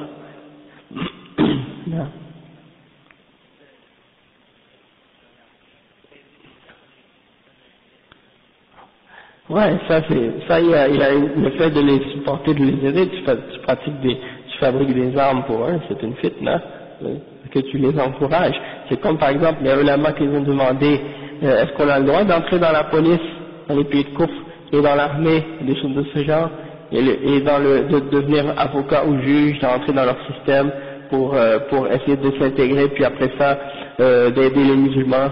Et le cheikh a dit non, c'est pas permis. Parce que tu rentres dans l'armée, s'il y a une guerre ou quelque chose comme ça, tu es obligé d'aller combattre, même si c'est contre les musulmans. Et après, tu vas être obligé de faire des serments d'allégeance dans l'armée, que s'il y a quelque chose, tu dois obéir dans les ordres, que peu importe qu'est-ce que ça implique. Eux, ils ne regardent pas l'islam. Parce qu'ils regardent, c'est basé sur la citoyenneté, et sur la nationalité. Donc tu es un citoyen, eh ben, tous les citoyens sont égaux. Que tu sois musulman ou juif ou chrétien ou athée, tous les citoyens soi-disant sont tous égaux et ils sont tous dans la même reliés par cette citoyenneté-là, alors que pour nous dans l'islam, c'est l'islam qui nous réunit, c'est pas la citoyenneté. Alors il y a ça, puis le fait que tu dois par exemple entrer dans la police, tu dois obéir à des ordres qui parfois vont t'amener à faire des choses haram ou des choses qui sont contraires à l'islam. Et aussi le fait de rentrer dans le Parlement et pas dans le Parlement, dans le Parlement aussi, mais dans le palais de justice et des choses de la justice des kuffars, ben, tu dois juger par une loi qui est contraire à la loi d'Allah. Et ça c'est quelque chose ça peut amener au kufr. Parce qu'Allah dit dans le Coran que celui qui juge pas parce qu'Allah a fait descendre, ceux-là sont des kafirun. Donc, s'il croit que ces lois-là sont meilleures que la loi d'Allah, ou s'il croit qu'elles sont égales, ou s'il croit que c'est permis de juger selon ces lois-là, il devient kafir. Par contre, si celui qui, par exemple, suit ses passions, puis il applique une loi contraire à la loi d'Allah, celui-là, il n'est pas kafir, c'est-à-dire, son kufr ne le fait pas sortir de l'islam, il kufr duna kufr, comme Ibn Abbas a expliqué. D'accord? Donc,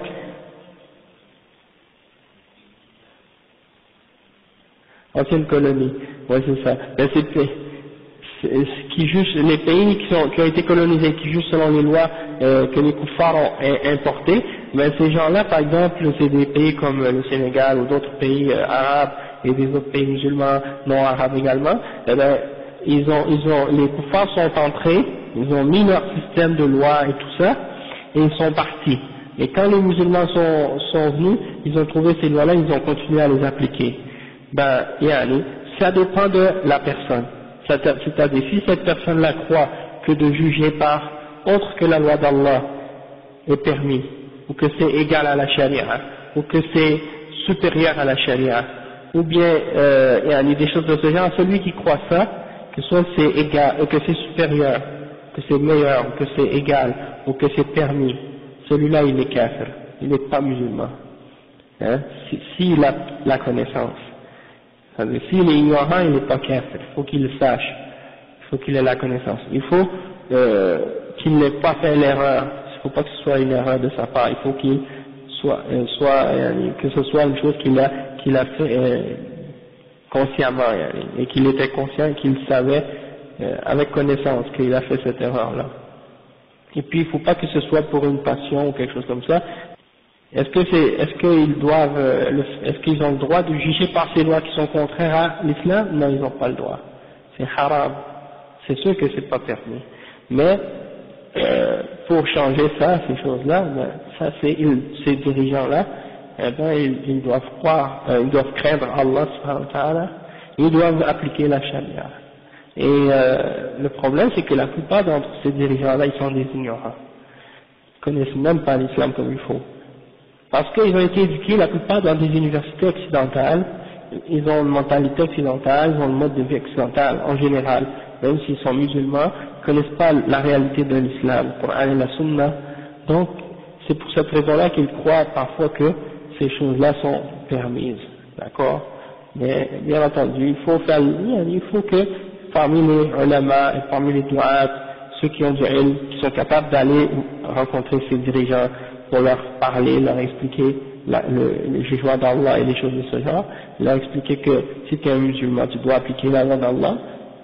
Eh ben, s'ils sont capables de faire ça, alhamdulillah, comme le prophète sallallahu alayhi wa sallam a envoyé des lettres à des rois à son époque, des rois qui n'étaient pas des musulmans, Al-Najashi par exemple, le roi de l'Éthiopie et d'autres, il était musulman, le roi d'Éthiopie, Al-Najashi, malgré qu'il n'était pas capable d'appliquer la loi d'Allah dans son pays. Il n'avait pas la capacité de le faire. Il n'était pas capable de dire ouvertement qu'il était musulman, parce que son peuple avait le dessus. Ils n'auraient pas accepté ça du roi. Donc, qui savait, il a caché son islam. Il n'a pas appliqué la loi d'Allah. Mais, par la suite, quand il est mort, le prophète sallallahu alayhi wa sallam a fait salatul ghaib pour lui. Il a prié la mort de Janaza pour lui, parce que il était mort, même il n'avait jamais appliqué les règles de l'islam et tout ça, mais il était quand même mu'min, c'était quand même croyant. C'est comme celui parmi la famille de Pharaon qui avait cru, et il cachait sa foi, parce qu'il savait qu'il allait se faire tuer s'il disait ouvertement qu'il était mu'min. D'accord, donc c'est وقال رجل مؤمن من آل فرعون يكتم إيمانه أتقتلون رجلا أن يقول ربي الله. C'est l'exemple dans Surat Ghafir. C'était un parmi la famille de Pharaon qui avait cru, mais il cachait sa foi. D'accord? Donc c'est ça lui. Non, la femme aussi. Ouais, c'est sa femme qui avait cru également. Donc c'est ça. Donc ces pays-là, c'est des pays musulmans. Les dirigeants sont des musulmans. Sauf qu'il faut, ils ont pris le pouvoir. Ces lois-là, ces dirigeants-là, attends. C'est pas eux qui les ont implantés, ou implémentés, ou inventés. D'accord? Et si par la suite ils ont continué à ça, bon. Allahu A'lam, qu'est-ce qu'ils vont? Moi, ça c'est des questions. Les ulama, on leur a posé ces questions-là, et c'est ça qu'ils ont répondu, eux. D'accord? Mais pour dire qu'un dirigeant en particulier, il n'est pas musulman, il faut que ce soit les ulama qui décident, qui jugent là-dedans. Il ne faut pas juger comme moi ou n'importe quel autre musulman, on ne peut pas juger dans ces choses-là. Par exemple, il y a certains dirigeants que les ulama ont dit clairement que ce sont des kuffars. Mais c'est pas parce qu'ils n'ont pas déclaré qu'ils sont kuffars parce qu'ils n'ont pas jugé par la charia. Ils ont déclaré kuffars pour d'autres raisons. Comme par exemple le fait qu'ils ont cru à des principes qui sont contraires à l'islam, comme par exemple le communisme ou des choses de ce genre. Hein. Si un musulman dit je crois au communisme, je crois à la laïcité, je crois par exemple au capitalisme ou à d'autres idéologies qui sont fondamentalement contraires à l'islam, ou à la démocratie par exemple, et ça c'est des choses qui sont kufr. Mais, en tout cas, on fait des questions plus détaillées. Mais s'il est ignorant, tu lui expliques. Mais si par la suite que la personne, malgré que tu lui as expliqué, que tu lui as donné des preuves, là elle persiste à vouloir continuer dans cette voie-là, là c'est autre chose, d'accord? Et après le cheikh il dit,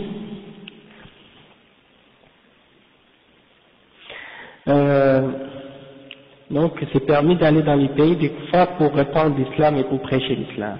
Ça c'est important parce que nous on est ici maintenant, et donc étant donné qu'on est ici, on est capable d'en profiter, d'appeler les kuffars à l'islam et même d'appeler certains musulmans ici qui sont pas pratiquants, qui sont éloignés de la pratique de l'islam, de les ramener au droit chemin si on est capable. Après, quatrième exemple, le cheikh dit ومن مظاهر موالاة الكفار إعانتهم ومناصرتهم على المسلمين ومدحهم والذب عنهم وهذا من نواقض الإسلام وأسباب الردة نعوذ بالله من ذلك. Donc le cheikh dit parmi les manifestations du fait de s'allier avec les kuffars, il y a le fait de les aider et de les supporter et de les aider contre les musulmans et de les glorifier et de les encourager. Et le cheikh dit que ça fait partie des choses qui annulent l'islam et que ça fait partie des choses qui fait que quelqu'un devient un apostat. Et le cheikh il dit na'udhu billah min dhalik, c'est-à-dire on demande à Allah qui nous protège d'une chose pareille. Donc le fait d'aider les kuffars contre les musulmans et de les glorifier, etc., ça c'est quelque chose qui fait quitter quelqu'un de l'islam. Et là il y en a parmi les gens de Takfir par exemple qui disent ah mais comment ça se fait que les États-Unis, les Saoudiens ils ont pris l'aide des Américains contre l'Irak et ça c'est des musulmans. Et donc les ulama ils ont dit non, c'est expliquer que si tu prends l'aide des kuffars contre les kuffars, c'est pas interdit. Dans ce cas-là, et le prophète a utilisé l'aide de certains kuffars contre la guerre contre d'autres kuffars. Et donc, le parti Ba'ath, par exemple, qui dirigeait en Irak, c'est un pays c'est un gouvernement de kufr. C'est un système qui est basé sur la mécréance en Allah. C'est un communiste socialiste qu'on appelle, et ce parti-là est fondé par un chrétien qui s'appelait Michel Aflaq, et Saddam Hussein était Michel Aflaq, il était, je pense, je suis pas certain, mais il a étudié à la Sorbonne, et c'était lui le fondateur de ce parti-là, Hizb al-Ba'ath. Et c'est un parti socialiste kafir, qui croit pas en Allah ni au prophète, qui rejette l'islam. Et donc, lui-même, dans ses écrits, Saddam Hussein, il a défendu ce parti-là, il était le dirigeant de ce parti. Et le parti qui dirige en Syrie, c'est le même parti que celui qui dirige en Irak. Et ce parti-là a été mis au pouvoir en Irak, et en Irak et en Syrie, par des coups d'État. Et ça a été aidé par Jamal Abdel Nasser, l'Égyptien. C'est lui qui les a aidés à prendre le pouvoir dans ces pays-là, à cette époque-là. Donc on ne veut pas trop entrer là-dedans, dans la politique, mais c'est juste pour faire comprendre que, donc dans ce cas-là, si un kafir aide les musulmans contre un autre pays kafir, donc dans ce cas-là, c'est pas kufr. Et le cheikh après, il dit وَمِنْ مَظَاهِرِ مُوَالَاةِ الْكُفَّارِ الاستعانة بهم والثقة بهم وتوليتهم المناصب التي فيها أسرار المسلمين واتخاذهم بطانة مستشيرين. عليكم السلام ورحمة الله وبركاته. Donc le cheikh il dit parmi les aspects de s'allier avec les kuffars, il y a le fait de prendre leur aide, demander leur aide et d'avoir confiance en eux et de leur donner des positions importantes, des statuts importants parmi les musulmans qui les mettent en contact avec les questions secrètes qui ont rapport avec les musulmans, les choses secrètes des affaires des musulmans, et de les prendre comme des conseillers et des alliés proches, yani.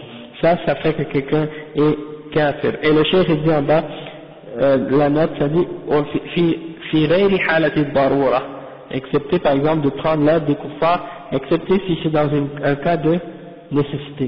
Si c'est dans un cas de nécessité, dans ce cas-là ça devient permis, mais c'est uniquement par une nécessité. Comme c'est permis de manger du porc pour quelqu'un qui est en besoin qui va mourir s'il ne mange pas quelque chose et il trouve du porc devant lui ou un animal mort, eh bien c'est permis dans ce cas-là pour lui d'en manger juste pour rester en vie. Donc de la même situation, c'est pour toutes les choses qui sont une nécessité dans ce cas-là. D'accord?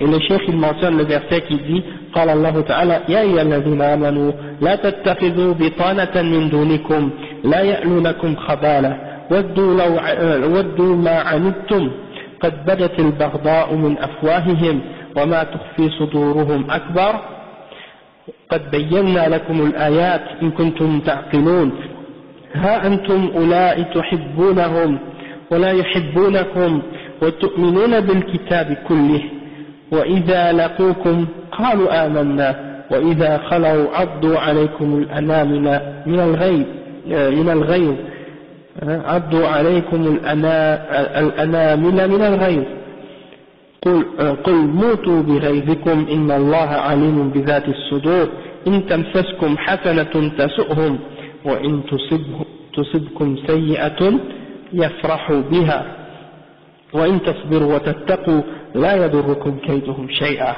Donc le cheikh ici il explique, wa alaykum salam, le cheikh il dit, oh vous les croyants, ne prenez pas des confidents d'en dehors de vous-même, hein? Ne prenez pas des conseils pour conseiller et pour confidents des kuffars.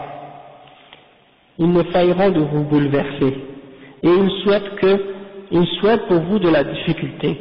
Les kuffars, ils souhaitent pour vous les musulmans de la difficulté. قد بدت البغضاء من أفواههم. C'est-à-dire la haine est apparue dans leur bouche. Par leurs paroles, vous savez que c'est apparu déjà qu'ils vous détestent, qu'ils détestent l'islam, qu'ils détestent les musulmans. L'exemple des caricatures qu'ils ont fait il n'y a pas longtemps, c'est une expression de leur haine pour l'islam et pour les musulmans, et ça c'est juste un petit exemple de la haine réelle qu'ils ont au fond du cœur contre l'islam et contre les musulmans. Donc Allah subhanahu wa ta'ala il dit وَمَا تُخْفِي صُدُورُهُمْ أَكْبَرُ, et ce qu'ils cachent dans leur cœur de haine est plus grand encore que ce qu'ils vous montrent. Donc ça veut dire, vous ne pouvez même pas imaginer la grandeur de la haine qu'ils ont contre l'islam. Et après, Allah il dit قَدْ بَيَّنَّا لَكُمُ الْآيَاتِ إِن كُنتُمْ تَعْقِلُونَ. Nous avons clarifié pour vous les versets si vous utilisez votre tête, si vous réfléchissez. Hein? Si vous avez de la raison, vous êtes capable de comprendre ces versets-là, ils sont clairs. Malheureusement, beaucoup parmi les musulmans, Allah nous ta'ala, qu'Allah nous guide et les guide tous, on dirait qu'ils n'ont pas compris la réalité de ces versets-là. Ils pensent que le Coran c'est un livre qui parle juste d'une époque, c'est-à-dire l'époque du prophète Mohammed sallallahu alayhi wa sallam, et que ce verset-là parle uniquement des kuffars qui vivaient au temps du prophète Mohammed sallallahu alayhi wa sallam. Et ils n'ont pas compris que Allah subhanahu wa ta'ala dans ce livre-là, il parle du passé, du présent et de l'avenir, et qu'il te donne une réalité qui fait partie, c'est-à-dire quand il parle des kuffars, il parle de la réalité de leur nature, la nature qui est dans leur cœur, étant donné qu'ils sont des kuffars. Donc les kuffars, peu importe qu'ils soient au temps du prophète sallallahu alayhi wa sallam, ou qu'ils sont au temps de Nuh, ou qu'ils sont au temps d'Ibrahim, ou au temps de Moussa, ou au temps de Isa, ou au temps de Muhammad sallallahu alayhi wa sallam, ou au temps aujourd'hui, tashabahat qulubuhum, leur cœur se ressemble, et ils sont tous sur la base du kufr, et leur nature est la même. Donc il y en a parmi les musulmans qui croient que ça, ces versets-là, c'était révélé juste pour le temps du prophète sallallahu alayhi wa sallam, pour les kuffars de l'époque, pas pour aujourd'hui. Et ça c'est faux, c'est complètement faux. Ça s'applique également aujourd'hui, et peut-être même encore plus parfois, parce que c'est des choses qu'on voit clairement aujourd'hui. La haine des kuffars pour l'islam et pour les musulmans. D'accord? Donc il y en a qui vont dire, ah mais non, j'ai un kafir dans mon travail, et lui il est gentil avec moi, il me parle bien, et tout, il est pas un ennemi de l'islam et des musulmans, tu vois. Donc il se base sur un exemple d'un individu pour juger sur tous les kuffars en entier. Subhanallah, peut-être qu'il y en a parmi un ou deux ou quelques-uns qui sont comme ça, mais on parle de la règle générale, comment sont les kuffars. Hein? Et peut-être que au temps du prophète sallallahu alayhi wa sallam, il y en avait, comme par exemple Abu Talib, l'oncle du prophète sallallahu alayhi wa sallam, qui aidait l'islam et les musulmans, et qui supportait le prophète sallallahu alayhi wa sallam, et qui protégeait le prophète sallallahu alayhi wa sallam contre les mouchriquins. Mais il est quand même mort mouchrik, il a refusé l'islam, d'accord? Mais malgré tout, bon c'est sûr, aujourd'hui encore, il y en a parmi les kuffars qui n'ont pas qui n'ont pas manifesté une haine ou qui n'ont pas montré qu'ils détestaient ouvertement l'islam, d'accord? Mais ça c'est une minorité parmi eux. Et ça ne veut pas dire qu'ils ne sont pas des kuffars. D'accord? Après, le chef il continue le verset qu'il a mentionné dans le Coran, il dit Ha antum ula'i tuhibbunahum wa la yuhibbunakum. Ça c'est toujours quelque chose qui m'a étonné quand j'ai lu le Coran, j'ai lu ce verset-là, ça m'a toujours frappé. Parce qu'Allah subhanahu wa ta'ala il nous dit qu'est-ce que vous avez vous les aimez alors qu'eux ils ne vous aiment pas. C'est incroyable de voir des gens qui aiment, des gens qui ne nous aiment même pas. On essaie de les aimer puis de leur montrer on a de l'amour pour eux alors qu'ils nous détestent. Hein? Donc ça c'est quelque chose d'étonnant, il y a de la part de certains. Alors que vous croyez en le livre en entier, ou vous croyez au livre, au Coran en entier. Alaykoum salam wa rahmatullah. C'est pas vous croyez en une partie puis vous rejetez l'autre partie comme certains. Hein? Est-ce que vous croyez en une partie du livre et vous rejetez l'autre partie? فما جزاء من يفعل ذلك منكم إلا خزي في الحياة الدنيا. La récompense de ceux qui font ça ne sera que l'humiliation dans cette dunya. ويوم القيامة يردون إلى أشد العذاب. Et au jour de la résurrection, ils seront ramenés au plus dur châtiment. D'accord? Donc ça c'est pas ça votre cas, vous croyez au livre en entier, donc pourquoi vous agissez comme ça? Pourquoi vous les aimez alors qu'eux ils vous détestent? Et après Allah dit وَإِذَا لَقُوكُمْ قَالُوا آمَنَّا. Ça c'est les hypocrites. Et lorsqu'ils vous rencontrent, ils disent nous croyons. وَإِذَا خَلَوْا عَضُّوا عَلَيْكُمُ الْأَنَامِلَ مِنَ الْغَيْظِ. Et quand ils vous voient, ils disent nous croyons, mais quand ils s'en vont, ils se montrent les bouts des doigts de haine et de colère contre vous. Hein? Et Allah subhanahu wa ta'ala, il dit au prophète sallallahu alayhi wa sallam, قُلْ مُوتُوا بِغَيْظِكُمْ. Dis, mourrez de votre rage. Inna Allah alimun bi dhati sudur. Allah il sait ce qu'il y a dans les cœurs. In tamsaskum hasanatun tasu'hum. Si quelque chose de bien vous touche, ça leur fait de la peine, ça les afflige. Ils sont tristes quand quelque chose de bien arrive aux musulmans. Ça c'est la caractéristique des kuffar et des munafiqin. Quand quelque chose de mal arrive aux musulmans, ils sont heureux. Wa in tusibhum sayyi'atun yafrahu biha. Hein? Non, wa in tusibkum sayyi'atun yafrahu biha. Si quelque chose de mal vous atteint, ils sont heureux, ils sont contents. Ça c'est pas normal. Quand on entend quelque chose dans les nouvelles, qu'un malheur a atteint des musulmans, on a de la peine. Parce qu'on est des mu'minins, on est des croyants, Inch'Allah. Mais si tu dis que tu vois que quelque chose de bien arrive aux musulmans, puis là tu te sens, tu as de la colère, ou tu es fâché, ou tu es triste parce qu'il y a du bien qui arrive aux musulmans, là il y a un problème dans ta foi. Hein? Donc, Allah subhanahu wa ta'ala dit par la suite, وَإِن تَصْبِرُوا وَتَتَّقُوا لَا يَضُرُّكُمْ كَيْدُهُمْ شَيْئًا. Mais si vous êtes endurant et que vous craignez Allah, aucun de leurs plans, aucun de leurs ruses, aucun de leurs complots ne pourront vous nuire en quoi que ce soit. D'accord? Si vous êtes patient et que vous êtes craintif, vous avez la crainte d'Allah, vous craignez Allah, vous vous éloignez de ce qu'il vous a interdit et que vous faites ce qu'il vous a ordonné. Alors rien de ce qu'il vous ont comploté contre vous, ça va vous nuire en rien. Après, il dit فهذه الآيات الكريمة تشرح دخائل الكفار وما يكنونه نحو المسلمين من بغض وما يدبرونه ضدهم من مكر وخيانة وما يحبونه من مضرة المسلمين وإيصال الأذى إليهم بكل وسيلة وأنهم يستغلون ثقة المسلمين بهم فيخططون للأضرار بهم والنيل منهم. Donc le cheikh il résume qu'est-ce que le verset signifie, c'est-à-dire que ces versets-là il explique l'intérieur des kuffars, qu'est-ce qu'ils ont dans leur cœur et qu'est-ce qu'ils cachent de haine contre les musulmans et qu'est-ce qu'ils planifient contre eux de complot et de traîtrise, de trahison, et il y a du fait qu'ils aiment que du mal arrive aux musulmans par tous les moyens, et qu'ils essaient d'utiliser la confiance que les musulmans ont envers eux pour planifier toutes sortes de mauvaises choses pour les musulmans.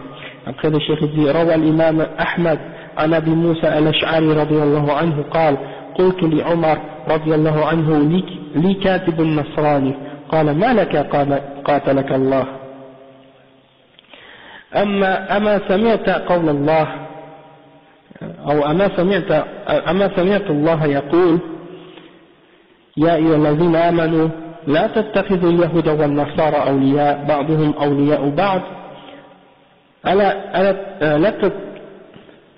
ألا اتخذت حنفيا أو حنيفا ألا اتخذت حنيفا قال قلت يا أمير المؤمنين لي كتابته وله دينه قال لا أكرمهم إذ أهانهم الله ولا أعزهم إذ أذلهم الله ولا أدنيهم وقد أقصاهم الله.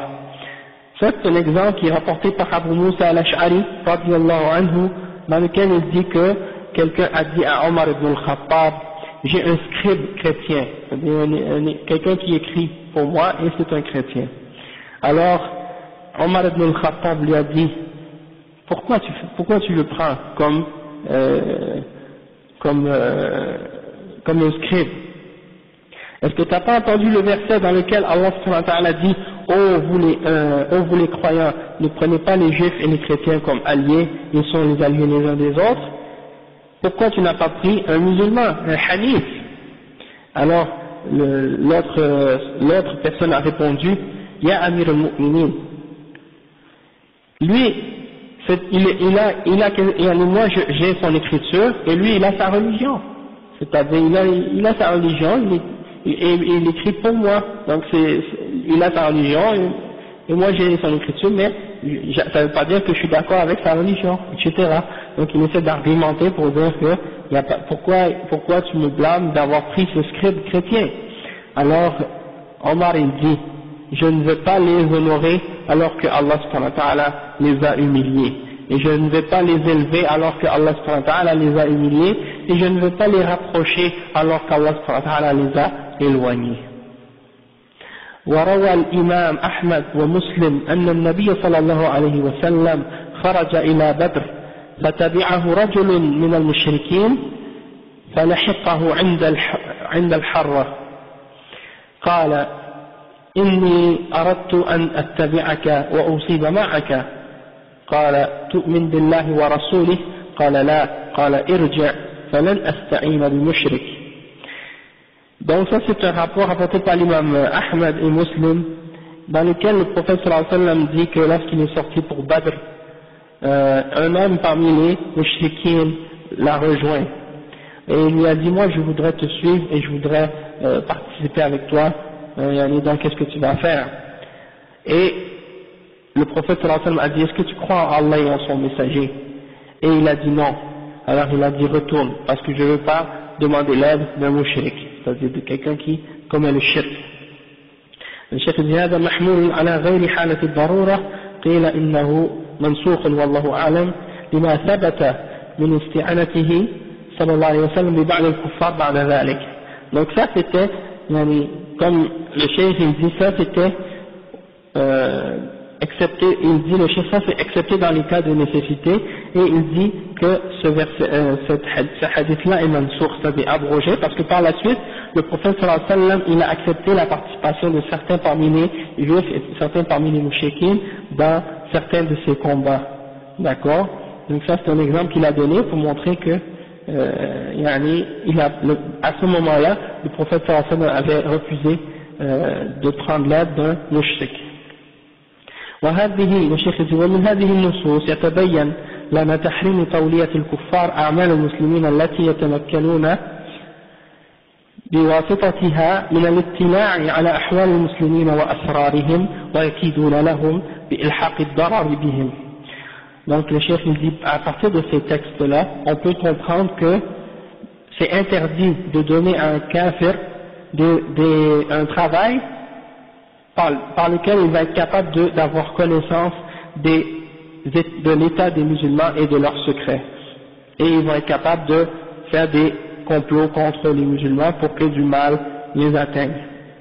Le chef dit, ومن هذا ما وقع في هذا الزمان من استقدام الكفار إلى بلاد المسلمين بلاد الحرمين الشريفين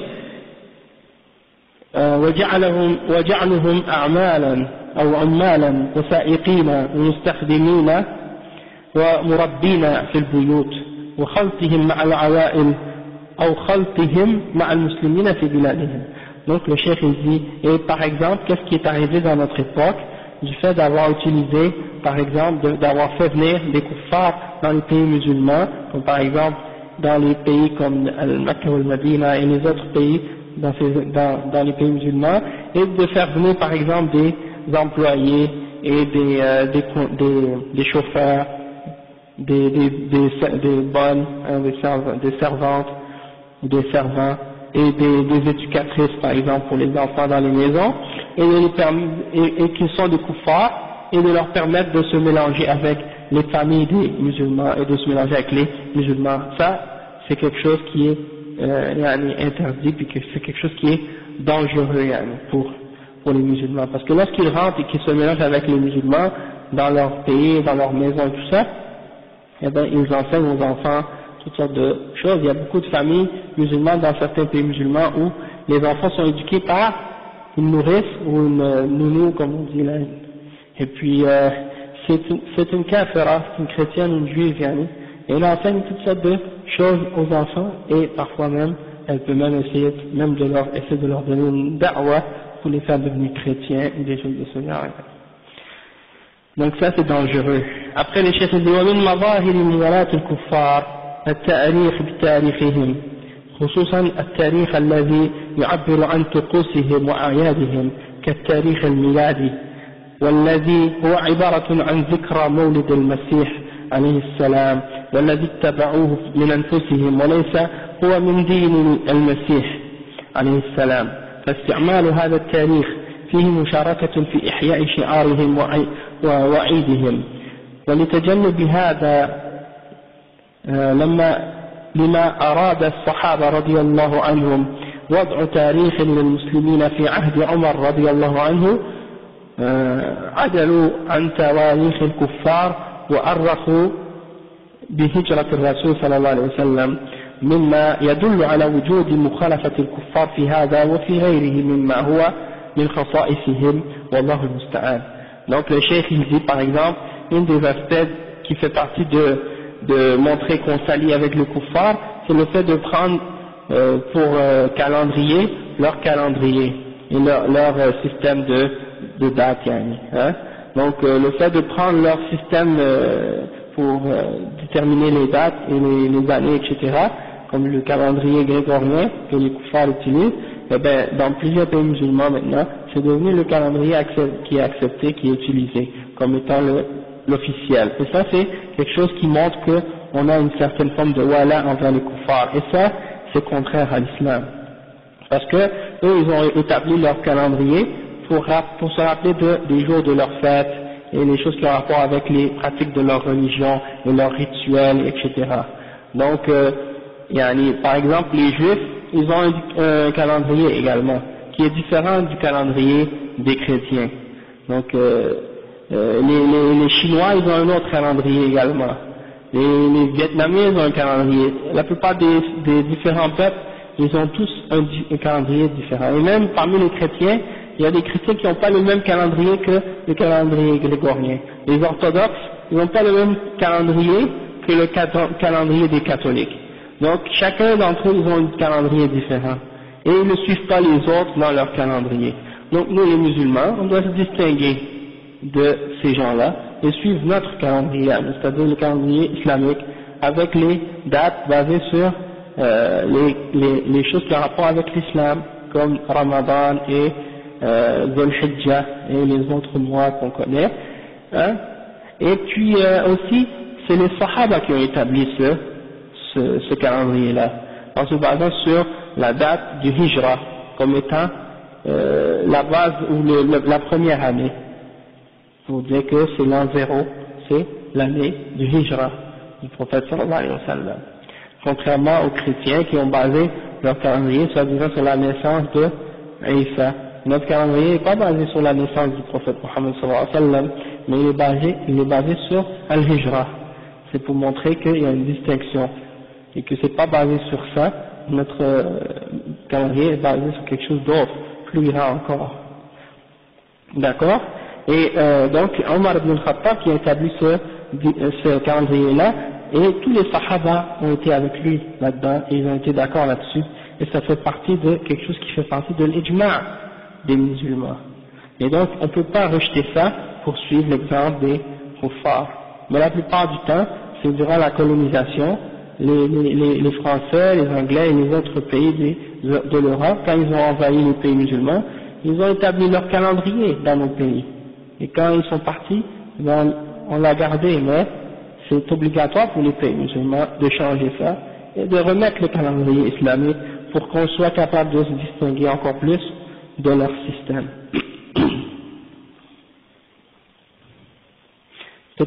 Peut-être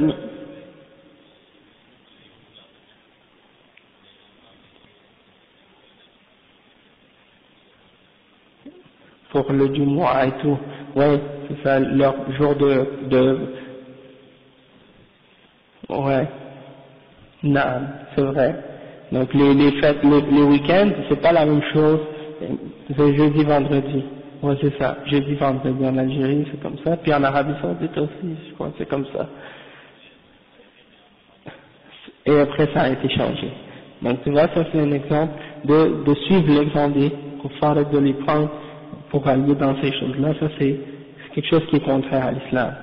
D'accord? Mais ça c'est des choses qu'il faut qu'on sache, parce que c'est important de comprendre ça, pour qu'on puisse par la suite, à l'avenir, Inch'Allah, changer ces choses-là si Allah nous en donne la capacité. Amen. Donc le cheikh dit ومن مظاهر موالاة الكفار مشاركتهم في أعيادهم ومساعدتهم في إقامتها أو تهنئتهم بمناسبتها أو حضور إقامتها وقد فسر قوله سبحانه وتعالى والذين لا يشهدون الزور أي من صفات عباد الرحمن أنهم لا يحضرون أعياد الكفار. Donc le cheikh dit parmi les signes qu'on prend pour les kuffars pour allier, c'est que on participe à leurs fêtes hein, et à leurs célébrations. Et on les aide à établir ces célébrations-là ou ces fêtes-là, et on les félicite dans l'occasion de ces fêtes, comme par exemple Noël ou des choses de ce genre. On souhaite une bonne fête ou des choses de ce genre-là, ça c'est pas permis. Donc on va s'arrêter pour le adhan, et puis Inch'Allah on continuera la semaine prochaine. قولي هذا واستغفر الله لي ولكم سبحانك اللهم وبحمدك أشهد أن لا إله إلا أنت أستغفرك وأتوب إليك.